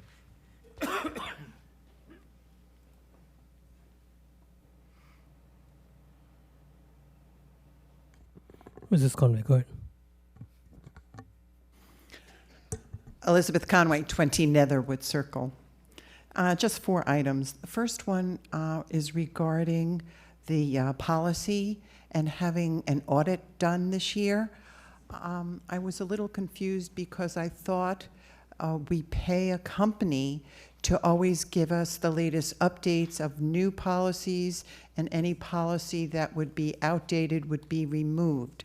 So when I heard that this was done through an audit rather than a regular happening each year, I was a little disappointed that it wasn't happening, but I was happy that it is now and will be in the future. I was called to a policy committee meeting once in my 3 years, and I could have ripped my eyes out rather than gone through all those policies. So kudos to all of you on the committee. The second one was a status of the sports field and batting cages. Baseball season is upon us, and I was a little confused by the fact that it was tabled. So where does that leave us regarding our baseball season that's coming up is my question that can be answered. The third item is thumbs up to Dr. Aldarelli and Mr. Toth and the rest of the staff who did such a fabulous job. I was thrilled to hear about the audit. That's the greatest thing that I can hear, and that the one item is being worked on. So kudos, and I thank you. My last item is regarding the cannabis item that's going on in town. I realize honestly that this is something that goes on, an ordinance, whether they are going to expand the number of places for it, but it is a municipal item. The only thing that we can as a board is to protect our district in the best way. So I was very glad to hear that an ad hoc committee will be established and will move forward, because I do hear horrible stories. My daughter works in another district, and some of the stories that she shares from her colleagues are scary these days. So I'm glad that the Board of Ed can do as much as they can do from the Board of Ed side. But my only request to the public that is so concerned would be to flood the town council meetings.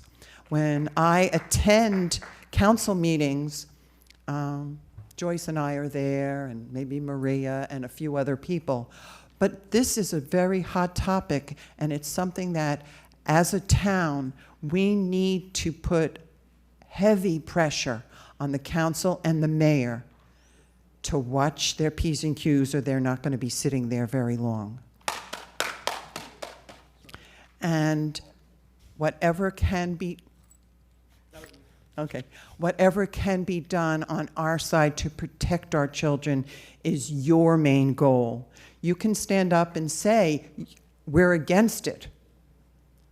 But the only thing that you truly have the power to do is to protect our children. Thank you. Thank you. Next public comments. Moin.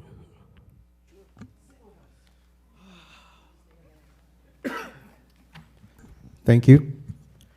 Mohin Patel, Edison, and present. All right. A few things I wanted to talk about. A lot of parents are talking about the bathrooms. They're talking about cannabis. They're talking about this and that, right? So let's start off with the potties. All right. So the bathrooms. Just to give you my personal experience, I've gone to games in other schools where my kid is playing basketball, and I've gone to our home games. And just going into our bathroom, it's sometimes horrendous. It smells like piss. It's garbage into the urinals and everything. I give kudos to our custodian staff because they do their job. The problem is sometimes the kids are not doing their job into making sure that the garbage is put into place. But I don't blame the kids for that. We don't have any trash cans in the bathroom, and I understand because of the vaping and so forth that we don't have the trash cans so they don't just climb on and start smoking into the ceiling. But you could put smaller trash cans, or you could put them right outside before we go out, something to at least collect the refuse so they're not throwing it into the urinals or they're not throwing it into the toilets and making the jobs much harder for our custodians. The other thing is that when other parents are coming in from other schools and they're seeing and they have to use our bathrooms, it's a disgrace that like this is the crap that they see in our schools versus what we experience in their schools. So just be cognizant of that. And I know we've revamped our bathrooms like crazy. This is a beautiful bathroom here, but just make sure that we are taking care of all our school bathrooms. Now for the pot, from potty to pot, right? So I understand that this is an ordinance that was done in the municipal building in terms of they already took it off the table for now, and they assigned a committee, which they put a pill pusher Patel president and Pothead Pointer on there too. So you have conflict of interest. Let's watch our yeah, languages. we will watch whatever we say. So we have politics that are being played. You guys are on the board. There's politics that are being played here as well. What you need to do is start looking out for the parents and the students. The students are getting affected the most when cannabis is used by them.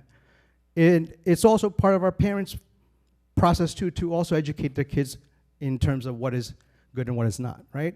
So everyone has to take their role. You guys have to take a role. Put a strong emphasis, strong message out to the township that, hey, listen, this will not be tolerated in residential areas because our students live in this town. They go to our schools, and you're putting one right next to them, and it doesn't make any sense. So the politicians are beholden to the residents. You guys are beholden to the students. Let's work together to make sure that that doesn't happen. Put a letter out, send a strong message that, hey, listen, as a board, as a whole board, we do not approve of you changing the ordinance from an industrial side to a residential side. Sell all the licenses you want. I don't care, 100, 20, 30, 40, it doesn't matter. The problem is someone's gonna make a commission on that, that's okay. But the problem is you're putting it into the residential area and everyone is going to be affected by it. Our kids are gonna be affected the most because the cannabis affects the kids the most. You're 25 and you wanna smoke recreationally, who cares? Do it in your own home, but you have the kids bring it into the schools and then it's affecting our grades and students. So let's fix that. The other thing is I want to talk to the parents. I know the athletic committee isn't here, but we need to do something about having our parents come out and support our kids and set an example for them. Say, listen, we are supporting you. Go to the games, enjoy the games, support them. Academics is great, but the culture that we bring into our school makes a big difference. And the parents have a big say when they're involved. in not just grades, but into their activities, then you will see less addictions of other aspects going on. So kudos to everything. Oh, by the way, I've got to give you a prop, Mr. Jonathan, too, in regards to the audit that we had. From 6 infractions to going down to 2, from the previous year to last year's, from the last year to the previous year, we had 6 infractions. Last year we fixed it, so we are down to 2. So I commend the Finance and Facilities Committee last year with Mr. Romano, Vice President Romano, and Jerry, myself, and Vishal, and Jonathan there, in making sure that we did a better job in getting all those infractions from the previous year fixed last year into this year. Thank you. Thank you. Next, public comments. Akhtar.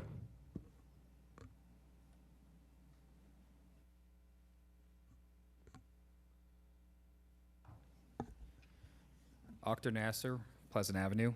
Today I come here for your help. I'm a 12-year resident of Clara Barton, an Edison teacher, and a committee member of Clara Barton, or at least a section of it. Last week, I attended an Edison Planning Board meeting to discuss my concerns with the 3-story building that they were building on Lot 103, which is also 1039 Amboy Avenue. This is next to the only 4-story building in Clara Barton. I requested the applicant install a sidewalk on the right-of-way on Cabot Avenue, but the owner of the property, a foot and ankle doctor, refused even on the grounds of school safety. I explained to the planning board and the applicant that since they are developing the property, they must adhere to the newest guidelines of building. Those guidelines I cited were NJ Admin Code 5:21-4.5 and Ordinance Number O.1938-2016, that sidewalks are required to be built within 2 miles of the school to provide students with safe walking routes. Herbert Hoover happens to be 0.3 miles away from that property, which is also known as Total Dimensions. Unfortunately, they didn't listen to reasoning. They rejected the site application 4-3, but they did not really talk about what I had suggested. So since then, I've reported and emailed to all the stakeholders, which would be you, the Board of Education, Council, Planning Board, Code Enforcement, Herbert Hoover Middle School, and I'm thinking about contacting the Herbert Hoover Middle School PTO. Thus far, all I've heard from is President Patel. If we act quickly, we can force these sidewalks to be put on to the new revisions of the plan. The reason I'm turning to the Board of Education is because I think you can help our community. Last year, I'd gone to a council meeting and I'd complained about what's going on at Woodrow Wilson Middle School, where there's very little safety there with the one way in and one way out. And so I was told to go ahead and talk to Sergeant Simone. And then a little bit while later, then all of a sudden I saw construction happening there. And for some reason, I thought it was me that, because I spoke at those meetings, that it was because of me that some action happened. But I learned very quickly that you guys were involved, and I thank you for that. So because you guys have done some work in the past for the schools, and you have had some good reactions, and basically you have had a turnaround that I probably can't do on my own, I'm asking you guys to help me to go ahead and correct the oversight by the planning board. Perhaps you can work with them and you can perhaps get them to do what you did for Woodrow Wilson Middle School to Clara Barton. And all I'm asking is a sidewalk. So we have the law on our side. I'm hoping that you guys will help me, help the community, and make sure that students have school safety all around. Thank you. Thank you. Next, the lady in the back.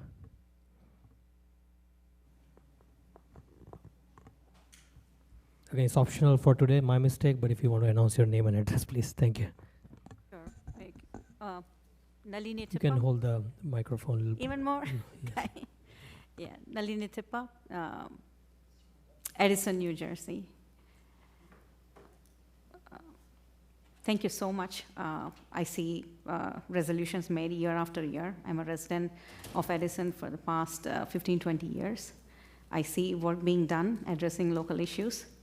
I'm here today with a request, with a huge expectation from Board of Education regarding cannabis establishments and proposal for cannabis establishments in Edison. I look forward to a huge support from BOE as usual. Please be a symbolic representation for student health, well-being, and with the council meeting happening tomorrow, and no official confirmation of, change in plans, I look forward to a huge support from BOE. Oh, that's it. Thank you. Thank you. Next, Harish.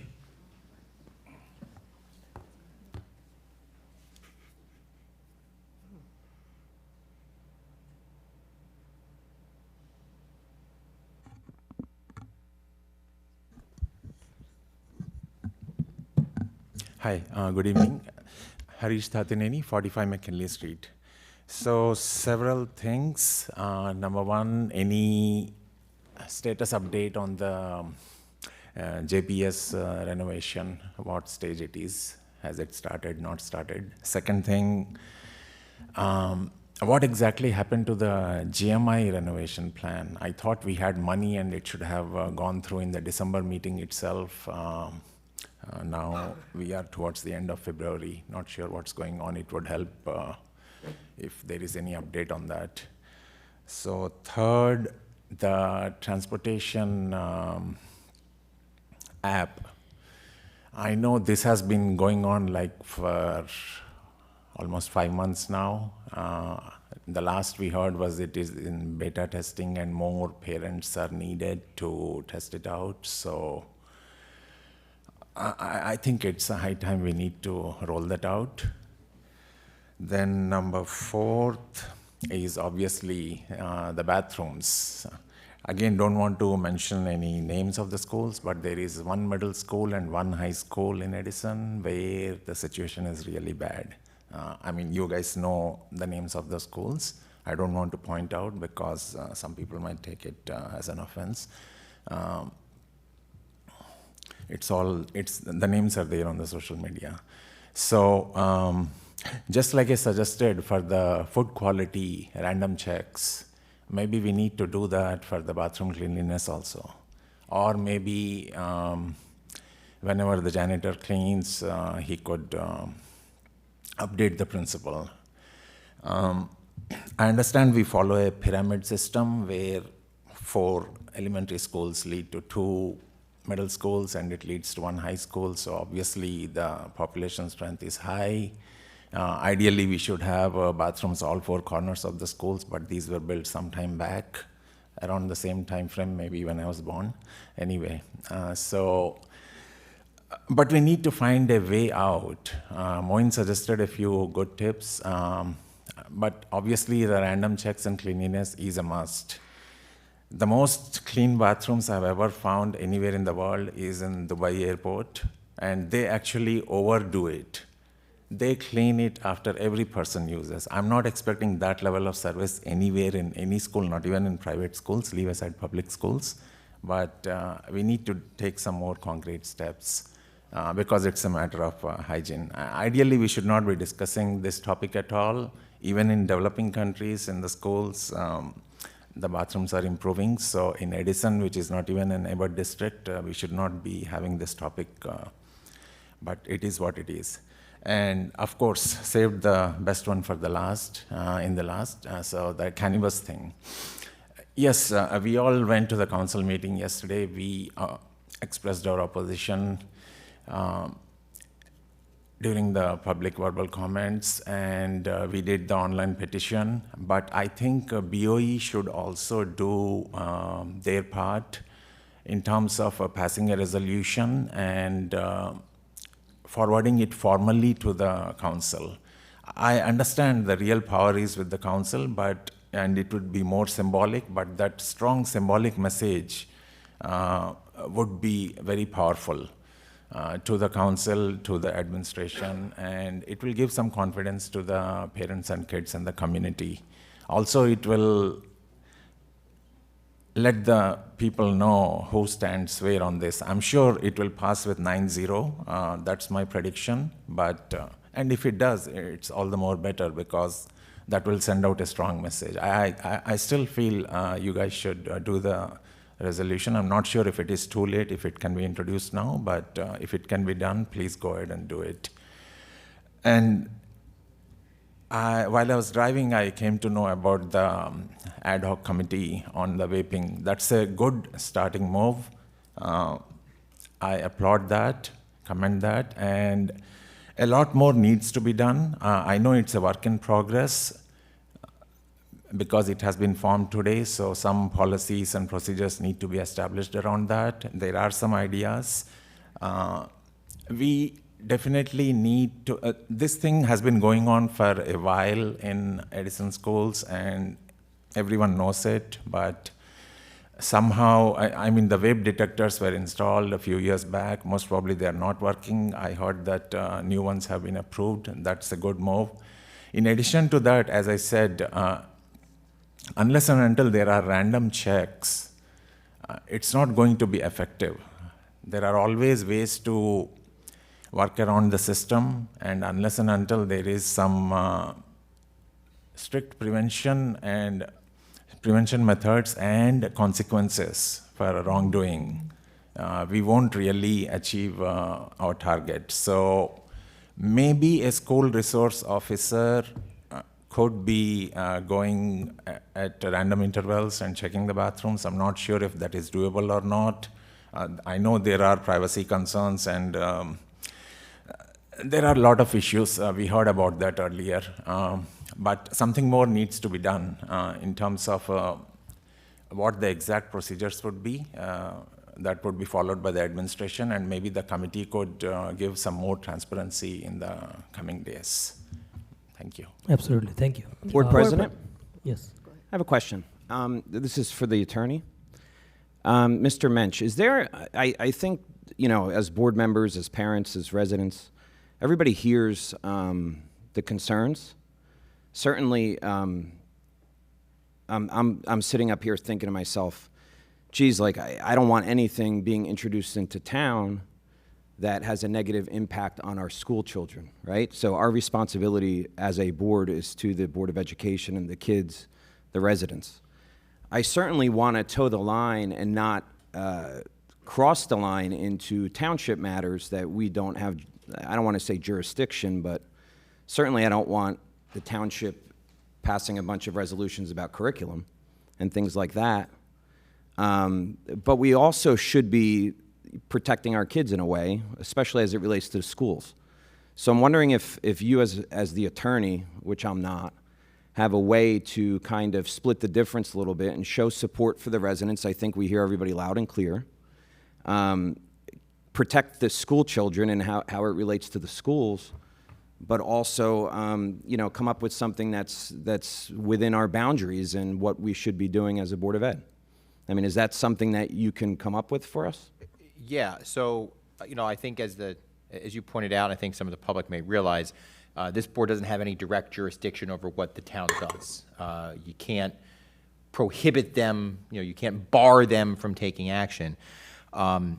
And within your jurisdiction, there are certainly things that you shouldn't comment on generally. You know, general township business may be outside the scope of certain things. But to your point, items that impact the school district, there's nothing that I'm aware of that would preclude the district from, you know, passing a resolution or somebody making a motion and having it voted on by the board with regard to the board's position on a matter that impacts the district. If you know, you chose to do that, it could be as simple as a motion that says, you know, the board, you know, has concerns over the current proposal and asks the township, you know, to withdraw the current application. You can be, you know, language can be stronger, can be, you know, but it sounds to me like, you know, you could say, you know, at this board meeting, you know, members of the public spoke, you know, against the current proposal, which would expand cannabis in Edison Township. The board has heard the residents, shares the concerns of the residents as expressed at the board meeting with regard to the potential negative impacts of expanded cannabis in Edison, and the board has concerns over what an expansion would do, and ask the township council to abandon their plans, limit their plans, consider. I mean, it's up to the board how strong you want the language to be. I mean, we anticipate that there's some sort of tabling of this, but as somebody pointed out, it's still formally on the agenda because they have to table it, right? So prior to doing that, it would be helpful if I mean, I know President Patel mentioned that you guys talked about this throughout the week. Yeah. Do you have something prepared So- that's so- enough that is within our boundaries? So, you know? so I had started to, put together some language for a written resolution that you'd have in front of you. When it got, pulled, I stopped working on it because, I wasn't going to do the work and do the billing. Right. It wasn't necessary. But if it's the position of the board, doesn't have to be a written resolution prepared. Any member of the board can make a motion with a position on something, and if it gets seconded, it'd be voted on by. Right, so can you help me with that? I'd like Yes. to make a motion, but I want you to help me basically craft something that's comfortable for me. Sure. I That mean, addresses all these concerns. Right. That the residents have, but remains Board of Ed centric. Does that make sense? Yeah, absolutely. I think the question simply would be, and you can tell me what it is, Lisa, you're thinking. I don't have the other board members are, but just the ultimate question would be, what is it you ultimately want to ask the council or convey to the council? Is it that you want them to not expand cannabis at all? Is it that you want them to not expand cannabis in the locations that are being proposed? Is it that you just want to make sure that that the council, in its deliberations, takes into consideration the concerns expressed by Edison residents and the concerns that the board has over the potential impacts of whatever they do on the education system here in Edison? So there's different ways, and then the other language I can. So, Mr. Minch, the discussion, and we'll come back to you, Mr. Schneider. The discussion we had, myself, you, and Dr. Eldrali last week, when no action was taken by the council yet, was we sent you the ordinance, what the ordinance says. It is not about for or against the cannabis. It is about those locations that council is trying to add. So the position that we discussed that time is put a resolution together requesting the council not to oppose the ordinance, requesting the council not to vote on the ordinance or whatsoever language. And that's exactly the discussion myself, you, and Dr. Eldrali had. And then I sent you those ordinance, that one. And what council did is some residents saw an email message from the council president saying they have decided to withdraw the resolution, right? Now we are hearing from the residents that the resolution, the ordinance, their ordinance is not yet withdrawn, right? So Yeah, That's a formality, though. Yeah, I was going to say, so that's probably, whether they act on it or not, if it's been noticed, it has to be on the agenda. They can table it tomorrow, they can vote yes, they can vote no. And we but are it has to be on the assuming, agenda. I'm personally assuming that it will be withdrawn because they will not lie to so many residents. So it is going to be withdrawn. So from my position, my perspective is the best thing we could do is request them that, listen, withdraw it. So I understand that from all the messages that has been floating around, it is going to be withdrawn. There is no slightest doubt about it, and council is not going to not withdraw it. But if residents feel comfortable for Board of Ed to take a position, again, we are not supposed to get into the municipal matters. We are not supposed to decide on the ordinance, what does the council do, right? Yeah. But because so many residents have emailed us with the concerns, with their concerns about safety of the students, the schools, and everything, I take a position that the council should not pass that ordinance, which is loud and clear right now, seen on all the social media messages, seen all over the place on Facebook, on WhatsApp, and all in emails. And council president has sent numerous emails to all the residents saying, many residents saying, okay, we're going to withdraw it. There was a huge discussion last night. But hearing that it's not withdrawn, we can still request that you guys withdraw it.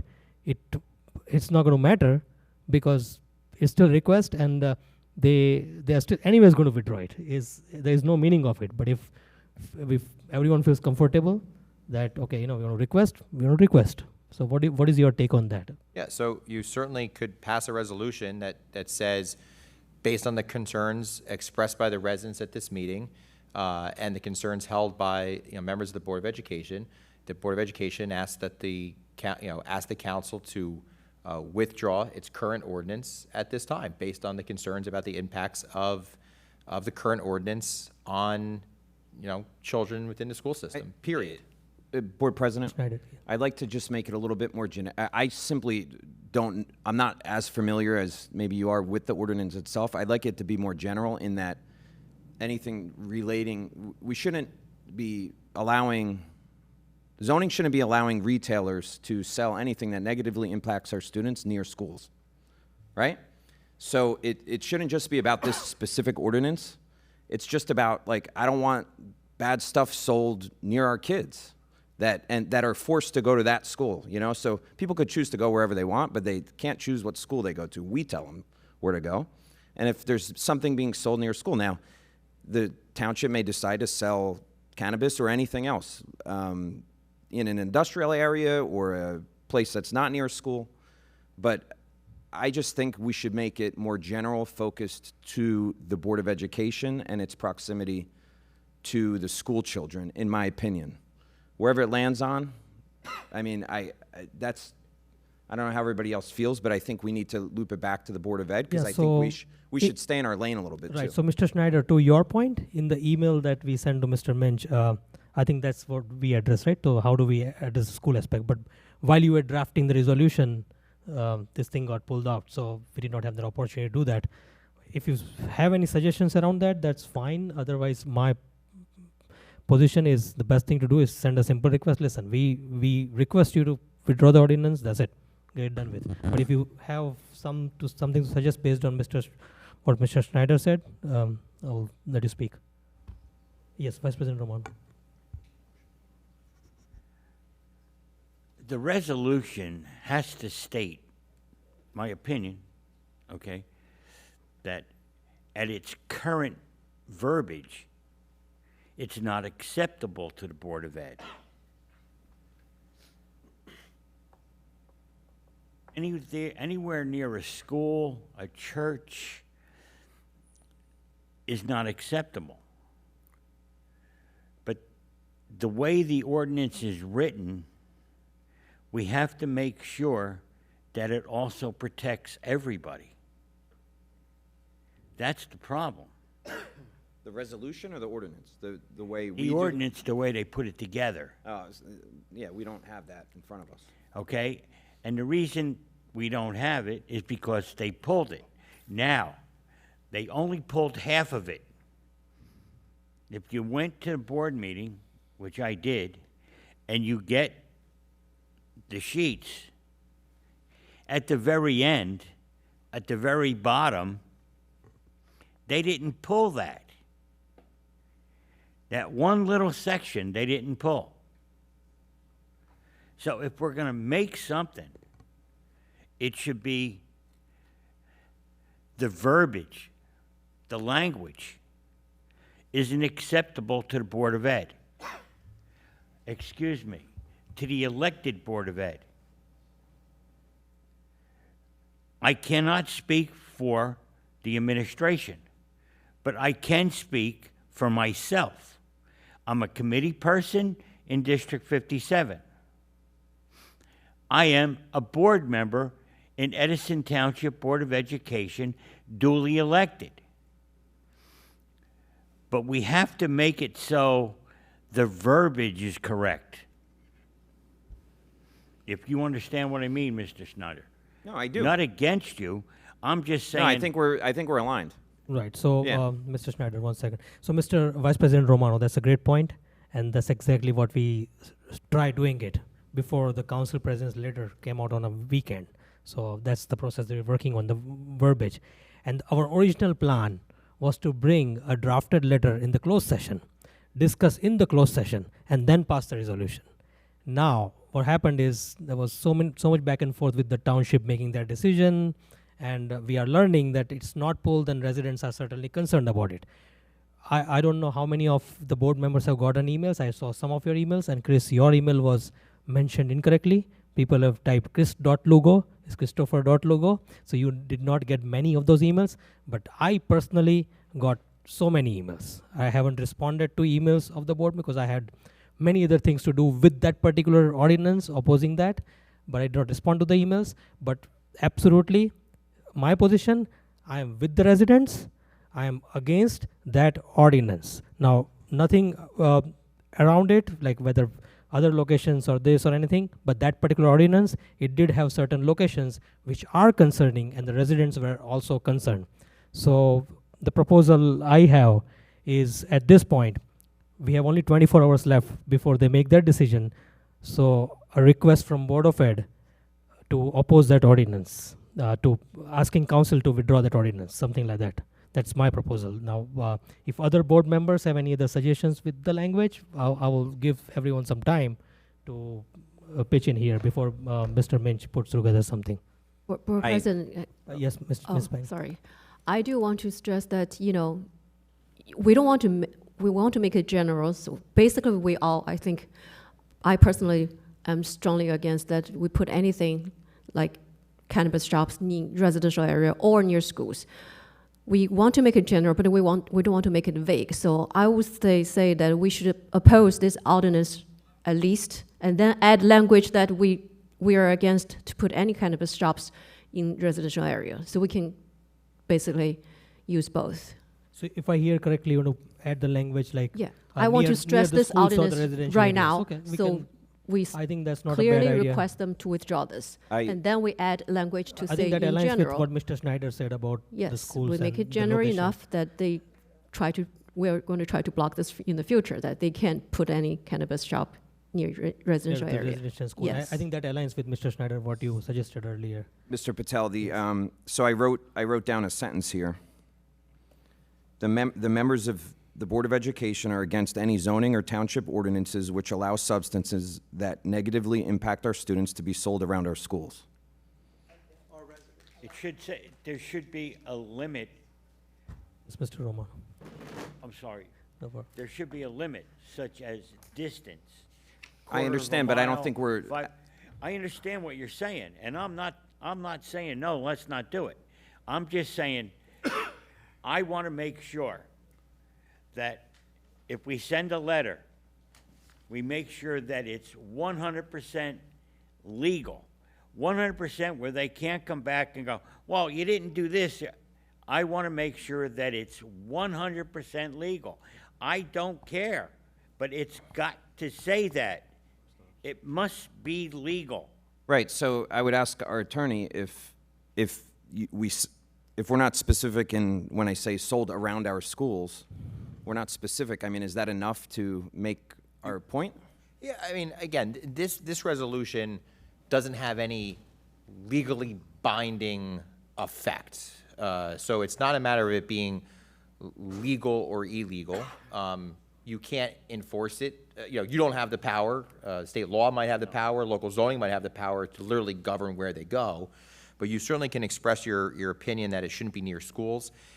You could also consider language that says, as Shannon mentioned about, residential areas, if you want to include that or not. You could also include language that just says in any future consideration of cannabis, to encourage the district to make sure that they, make sure that the council or the township in the future considers all impact on the education of children when making decisions with regard to cannabis generally. It's a vague statement, doesn't have a, all those things could be included. Your statement, there's nothing illegal or something improper about it. If there's any language that wants to get added to it, you can add it to it. So I'm certainly for the school portion of it, school and residential areas, so let's include that language. For those board members who have not spoken, I would like to give them an opportunity to weigh in on that. Mr. Lugo. Yeah, thank you, Board President. Along those lines, I was going to say, do we want to add bus stops, schools and bus stops? That's all? All right. Something to think about. Okay. Any other board members? Right, seeing none. So I think Mr. Minch, from what I hear from Mrs. Peng, Mr. Schneider, Mr. Romano, and myself, my position is to request the council to withdraw this ordinance, which is happening tomorrow, but I feel strongly about that. You know what? A letter from Board of Education will probably help. And that's a strong message to the council that, listen guys, the Edison Board of Education, which was not involved in the ordinance to start with, is sending you a message that withdraw this ordinance. So I really am excited to put the resolution. I hear the comments of our fellow board members. Mr. Schneider, he specifically requests about the school, including the portion of the school. That's a valid point, and we should do that. Mr. Romano also mentioned about this, about the zoning, and Mrs. Pang did the same thing too. So, Mr. Minch, I'll leave it up to you. Word something based on this, and we can do a roll call.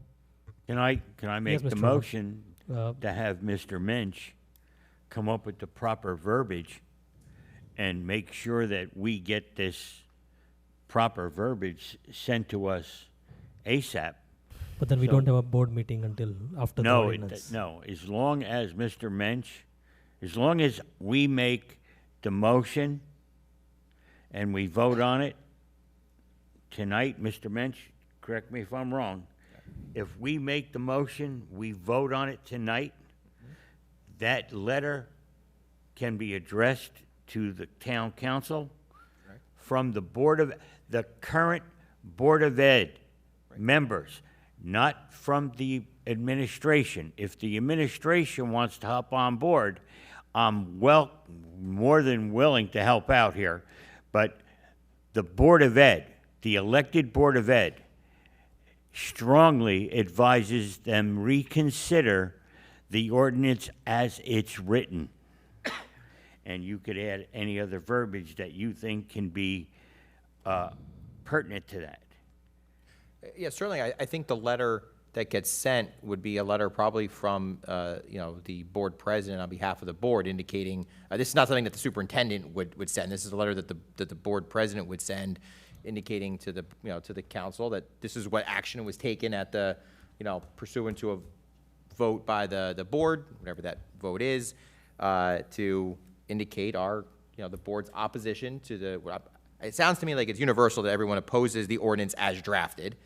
So that, to oppose the current ordinance, ask the board to, ask the council to, to reconsider or vote against the ordinance, and that the board has serious concerns with regard to locating cannabis in residential areas and any areas which impact the school district and children within the school district, which may include bus stops or may include... Board President, the only thing I'll add is the reason I don't want to be specific about this specific ordinance tomorrow is that somebody brought it up. I don't know if it was online or tonight, but somebody brought up that they anticipate it to be brought up again at some point.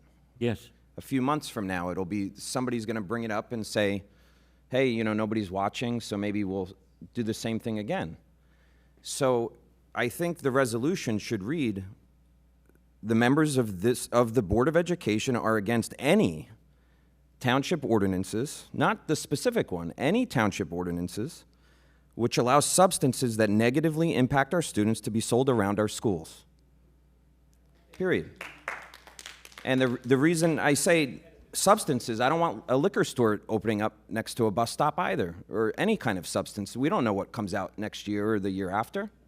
People My are hearing, opinion. You got some points. So let's do this. So, because are you going to do this again in 2 months, 3 months? Then All right. Mr. So, Schneider. Mr. Romano, 1 second. So let's do this. How about we do this, Vice President? Can I make that motion? Let me make that motion. Well, let Okay, me come to that. so I'll make the motion. Let's hold off on I that. can make a motion. I'm a member of the board. I can make a motion. I understand.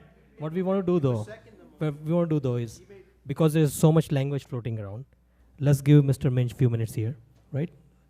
We still have some public comments. Let's give him some time. I'll let some people go who are not spoken yet or who has some time remaining. And Joe already brought up the motion. You need a second on the motion. what is the language on the motion? So I don't. There's I'm no going back and language forth. on the motion. Right. Yes, there is. I want to make a motion So with that's this fine. language So right here. all right. We're not going back and forth here. So what I'm going to do is I'm going to let public finish their comments, whoever is left, because this came in between. Mr. Minch, if you want to put together something real quick, if we can come to a conclusion as a board here, then we can vote upon it. I'll withdraw my motion at this point to give Mr. Mensch, because it seems like that's what the board leadership would like. Okay, However, thank you. next time if I make a motion, I just want it to be recognized. Thank you. Thank All you. right, who else? Mr. Board President, just yes, as an yes. aside, my computer died, so I'm going to go into the band room to plug in. If all heck breaks loose and you need me, please come get me. I'll Okay. just be right back there, okay? Okay, sure. Thank you. All right. That lady in the back.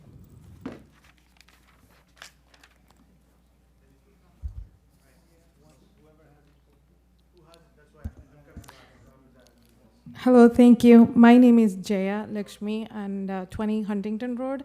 I've been a resident of Edison for about 15 years now. I came here with a couple of different topics, but I think subscription busing is already being addressed, cannabis is already being addressed, so I get to my point, and that is really a request to increase resources towards mental health in education. I recently found out that my own kid was struggling with anxiety and depression for a few years, and he hid it so well from his family. I also found out that he communicated about this to his close friends, but none of those kids spoke up. I don't particularly blame these kids, including my own kid.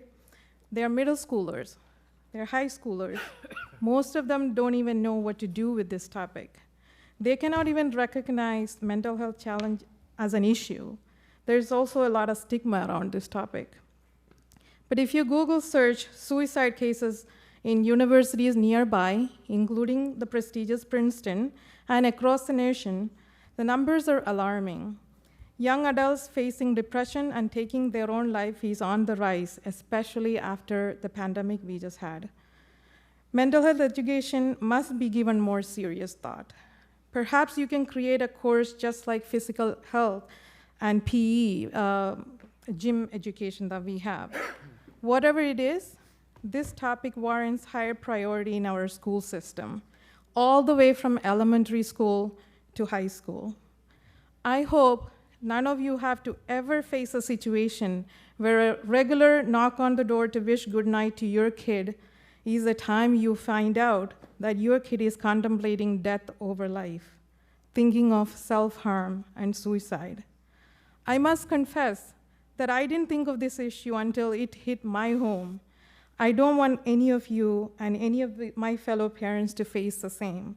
So despite the sensitivity of this topic, I am here today to request to you to take action to further educate our kids on mental health issues, just like how we educate them on science, mathematics, and history. It is time for a big change on this area. Thank you. Thank you. Mr. Ross. Yeah, without Mr. Ross's comment, we could have not passed another resolution anyway, so thank you.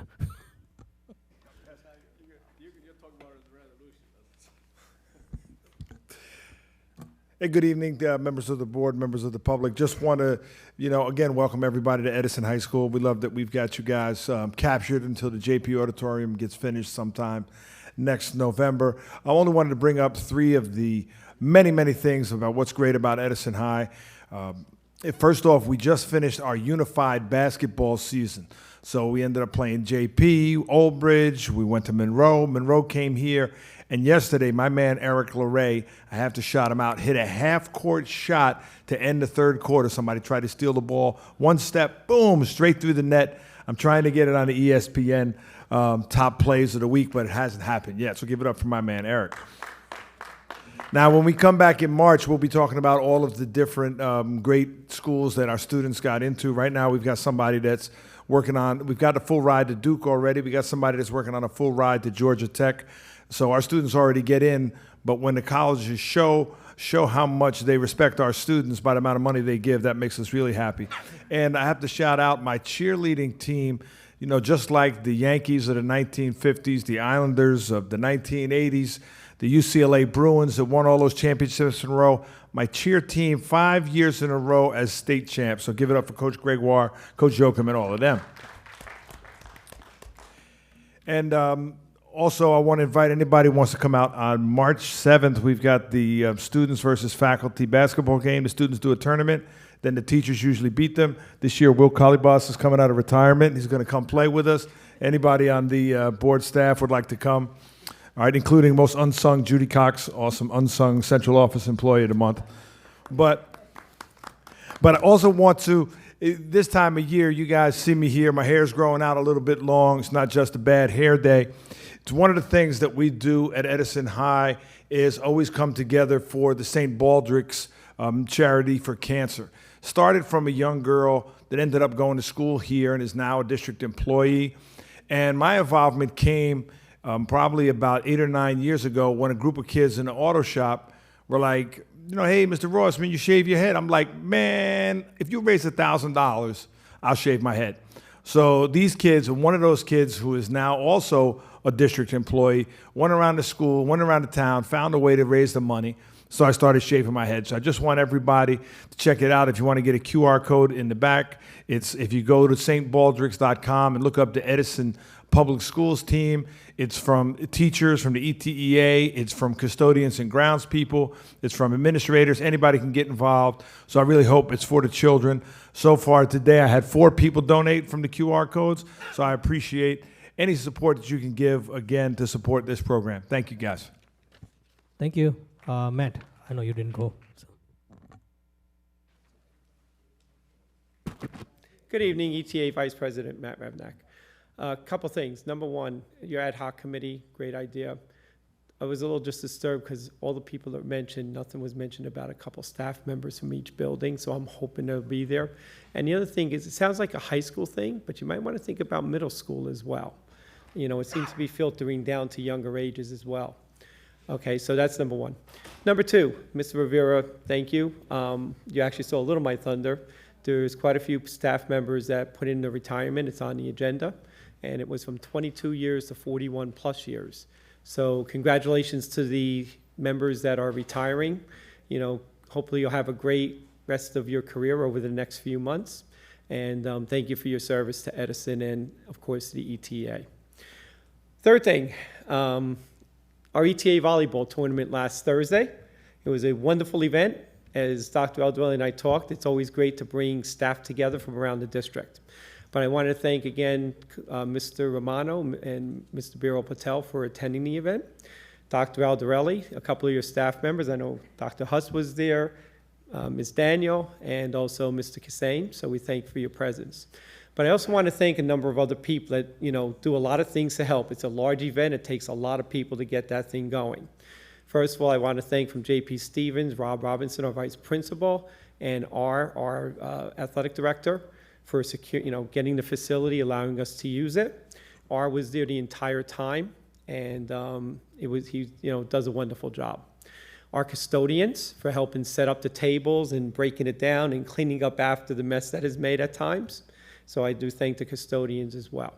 But most importantly, of course, I thank the members that participated. Every school was represented, save for one who had an activity at their school and some injuries and things like that. But even they raised funds for 3 worthy charities. We don't have final numbers yet, but Buddy Ball, Kitty Keepwell, both Edison, and our ETA Scholarship Fund. So again, it was a great night. We appreciate the support that was given by everyone that was there, the people that played, the people that helped us out running the show. You know, it takes a lot of people and a lot of things to make something like that go. The final thing, I wasn't going to even mention it, but since you guys were discussing about this, and I don't disagree with Mr. Schneider's take on a general statement, but you can be general and have specificity at the same time. A general statement, what you said, and putting something like including but not limiting to the current resolution. Now you're Said all. Right, now you're specific, it covers all. Let the speaker finish. But now you have, specific for this particular thing in addition to everything going forward. So just a thought. Have a good night, thank you. Thank you. So Matt, suggestion well taken about including the middle school staff and the high school staff, and Dr. Aldarelli will consider that strongly, and you'll hear good things about that. Thank you. Any first timers? This gentleman, you just had one question, but I'll let you go again if you have another question. A follow-up to my prior statement. I was told that Edison does have a policy regarding whether or not a school will notify a parent if his or her child is going to consider changing his sexual orientation. The policy is not mandatory. It's apparently policy number 5657. So I would like to submit to the board some matters it should consider to make it mandatory. A child who considers changing his sexual orientation can very well do damage to his reproductive organs, his or her reproductive organs. In that case, that child has a very high likelihood of not becoming a parent. Do we want that to happen to our children? Johnny considers changing from man to woman. He does something that will do serious, maybe permanent damage to his reproductive organs. He's not going to be a father in the future. Isn't that serious enough to tell a parent? My gosh, if it isn't, I don't know what else to say about that. Also, the increased risk of suicide. The statistics, as was stated earlier, are alarming in the LGBTQ community. There's an organization called the Trevor Project. It claims to be the largest organization in the world devoted to reducing suicide amongst youth in the LGBT community. They did a statewide survey, every state in the country, all 50.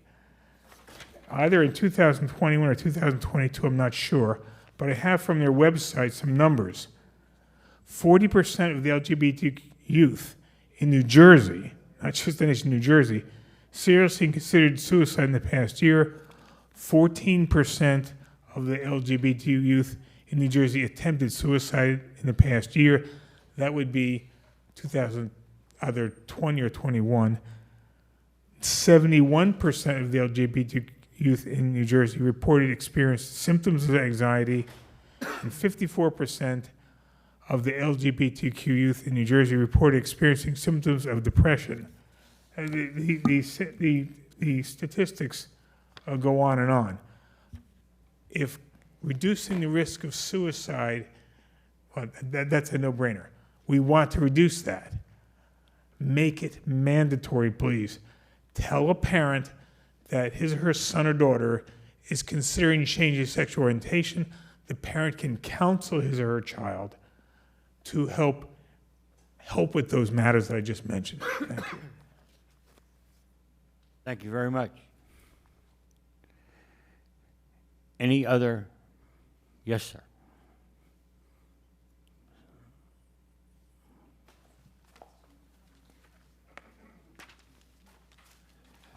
Jerry Shi, Edison.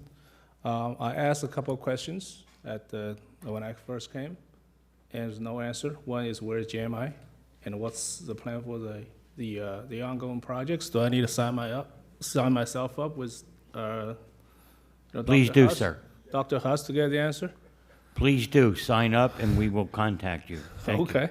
You can't give me the answer where it is. Okay. So the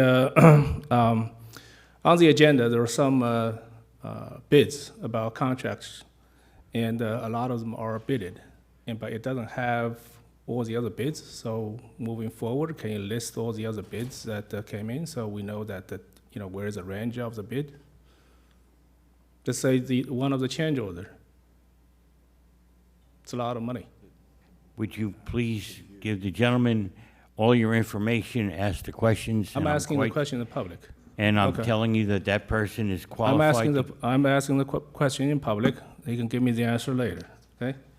So the change order and all the other bids, can you list all the bids that came in, not just one item you awarded to somebody? And the other thing is about the I don't know, whatever the committee is, the vaping bathroom committee. Vishal Patel's not here. He has done a lot of work last year. I hope that you guys consider him on the committee to continue some of the works that he started. And also, I forgot to give kudos to him on some of the curriculum things that was brought up that was under his leadership, and it was a continuation of implementing that. So unfortunately, he's not here. I can't say anything, but I hope he's watching, and thank you, Vishal, for getting those to the point where they're getting implemented. Thank you. Thank you.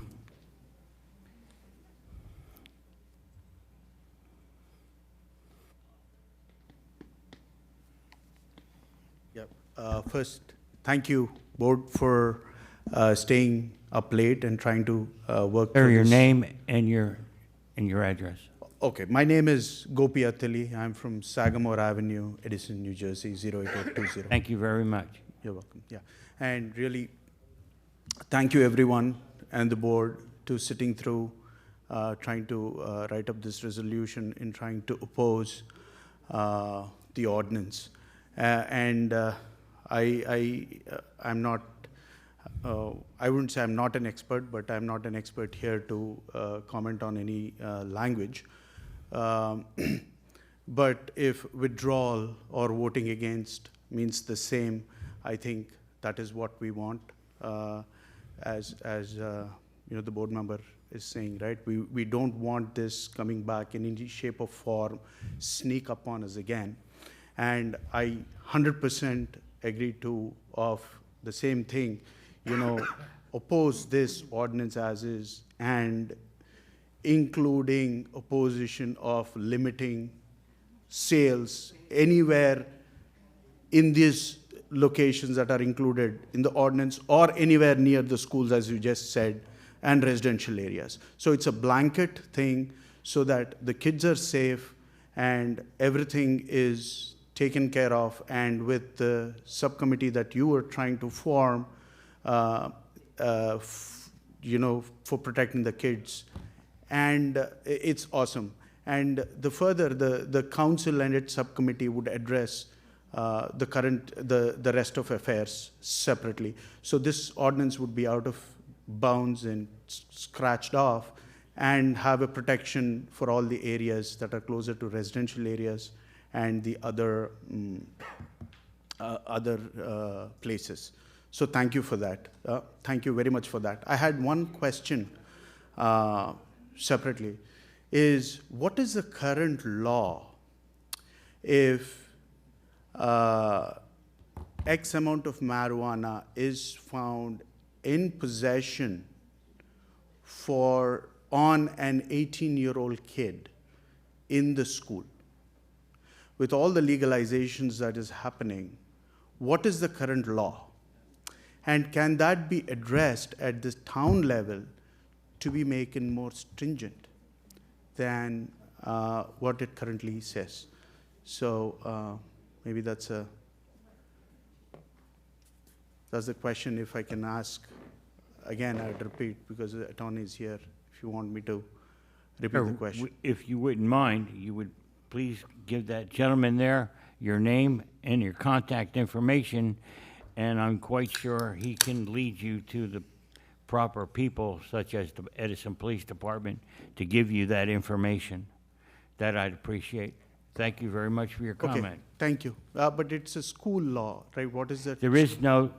There is? You stated one thing, sir. What you stated was there a law? There is no... If in schools is specific, right? It's the law, man. It's the law, sir. It's the law. Okay. There is no... So you All want right, me so to check there's with no him? back and That's it? forth, sir. Let's have All a right. seat. All right, thank you. Is everyone done, Mr. Romano? Is everyone? Do you have a... you Yes, have so we have a something? conclusion here. Mr. Mohin Patel, I thought you're too late. All right, this is the last one. Appreciate it. I got by 3 minutes. Thank you. First of all, I want to commend Mr. Romano for actually putting out a motion. Thank you so much for doing that. That's what we should be doing right now. Secondly, with all this cannabis stuff going on in our towns and other towns, there's so many cannabis shops all around our town. Metuchen has a few, Woodbridge has a few, Piscataway, you name every town in the state has a ton of marijuana shops. I don't think we need any more in our town, actually, or around our town. But if we do, there's one thing that I would like to suggest the board to do is try to start educating our kids a little bit more about the use of marijuana and edibles and all that stuff that is going on and how it impacts them in their adolescent life. I think that's something that we can do as a school district in making sure that we educate our kids in regards to the effects of cannabis to their growth.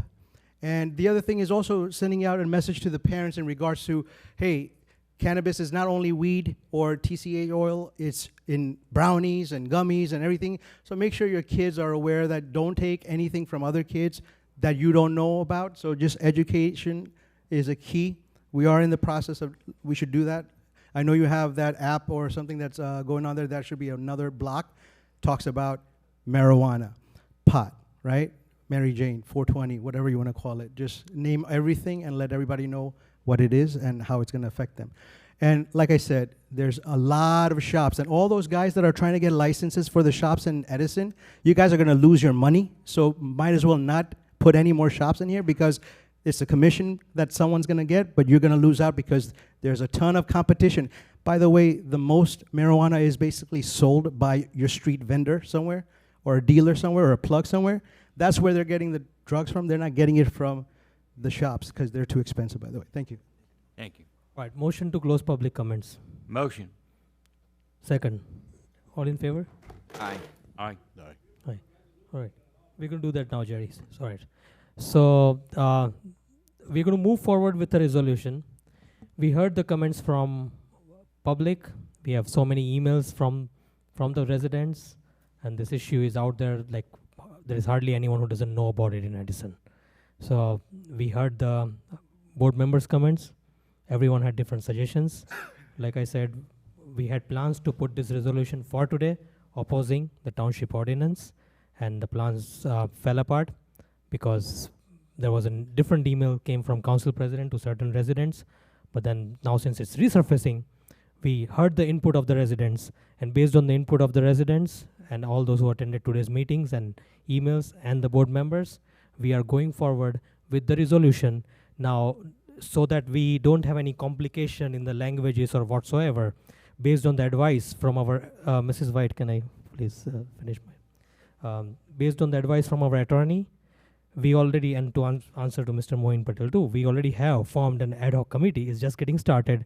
So we are going to bring up ideas, include some stakeholders, and we're going to do some thought process around it, think tank, as you say, and bring up try to tackle this whole issue, right? That being said, between now and next month, the first opportunity is for all the board members to provide their suggestions as well to Dr. Eldarelli and myself and Vice President Romano, what all they would like to include. Now, if there is a need for a broader resolution in the future that we should tell the township A, B, C, X, Y, Z, that's fine. They can submit their input, and we'll consider it in the ad hoc committee, and we can pass another resolution with different languages if needed. For now, the issue, and as suggested by our legal counsel, the issue at hand is the ordinance that Township Council has not yet withdrawn. So our position is to ask the Township Council to withdraw the ordinance. So our attorney has drafted a resolution.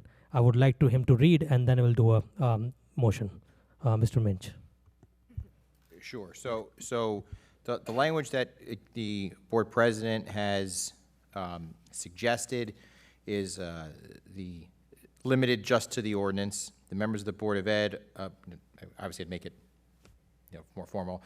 Members of the Edison Township Board of Education are opposed to the current ordinance proposed by the Township Council, as would impact our schools, and ask the council to withdraw this ordinance. That's the language proposed by board president, which would, and then as board president commented, any more expansive, policy would be referred to the ad hoc committee for consideration. Mr. Snyder has proposed other language. We've heard other language from other board members as well. So that's language that board president has proposed. Mr. President. Yes, Mr. Romano. I'd like to make a motion to accept.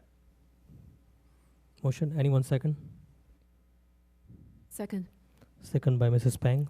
Roll call, Mr. Toth. We should have public comments on this. Mr. Minch, what is? You don't need more public close the comment on a public. resolution. I mean, the board can debate it, but you don't Yes. need public comment on it. No. They haven't opened it up for All public right, comment. roll call, Mr. Toth. Mr. Lugo. Yes. Ms. Patel. Yes. Mr. Rivera. Yes. Mr. Schneider. Yes. Ms. White. Yes. Ms. Peng. Yes. Vice President Romano. Yes. President Patel. Yes. Motion carries. Thank you. Thank you, everyone. Motion to adjourn the meeting. Motion. Second. Second, all in favor? Aye. Aye. The meeting is adjourned.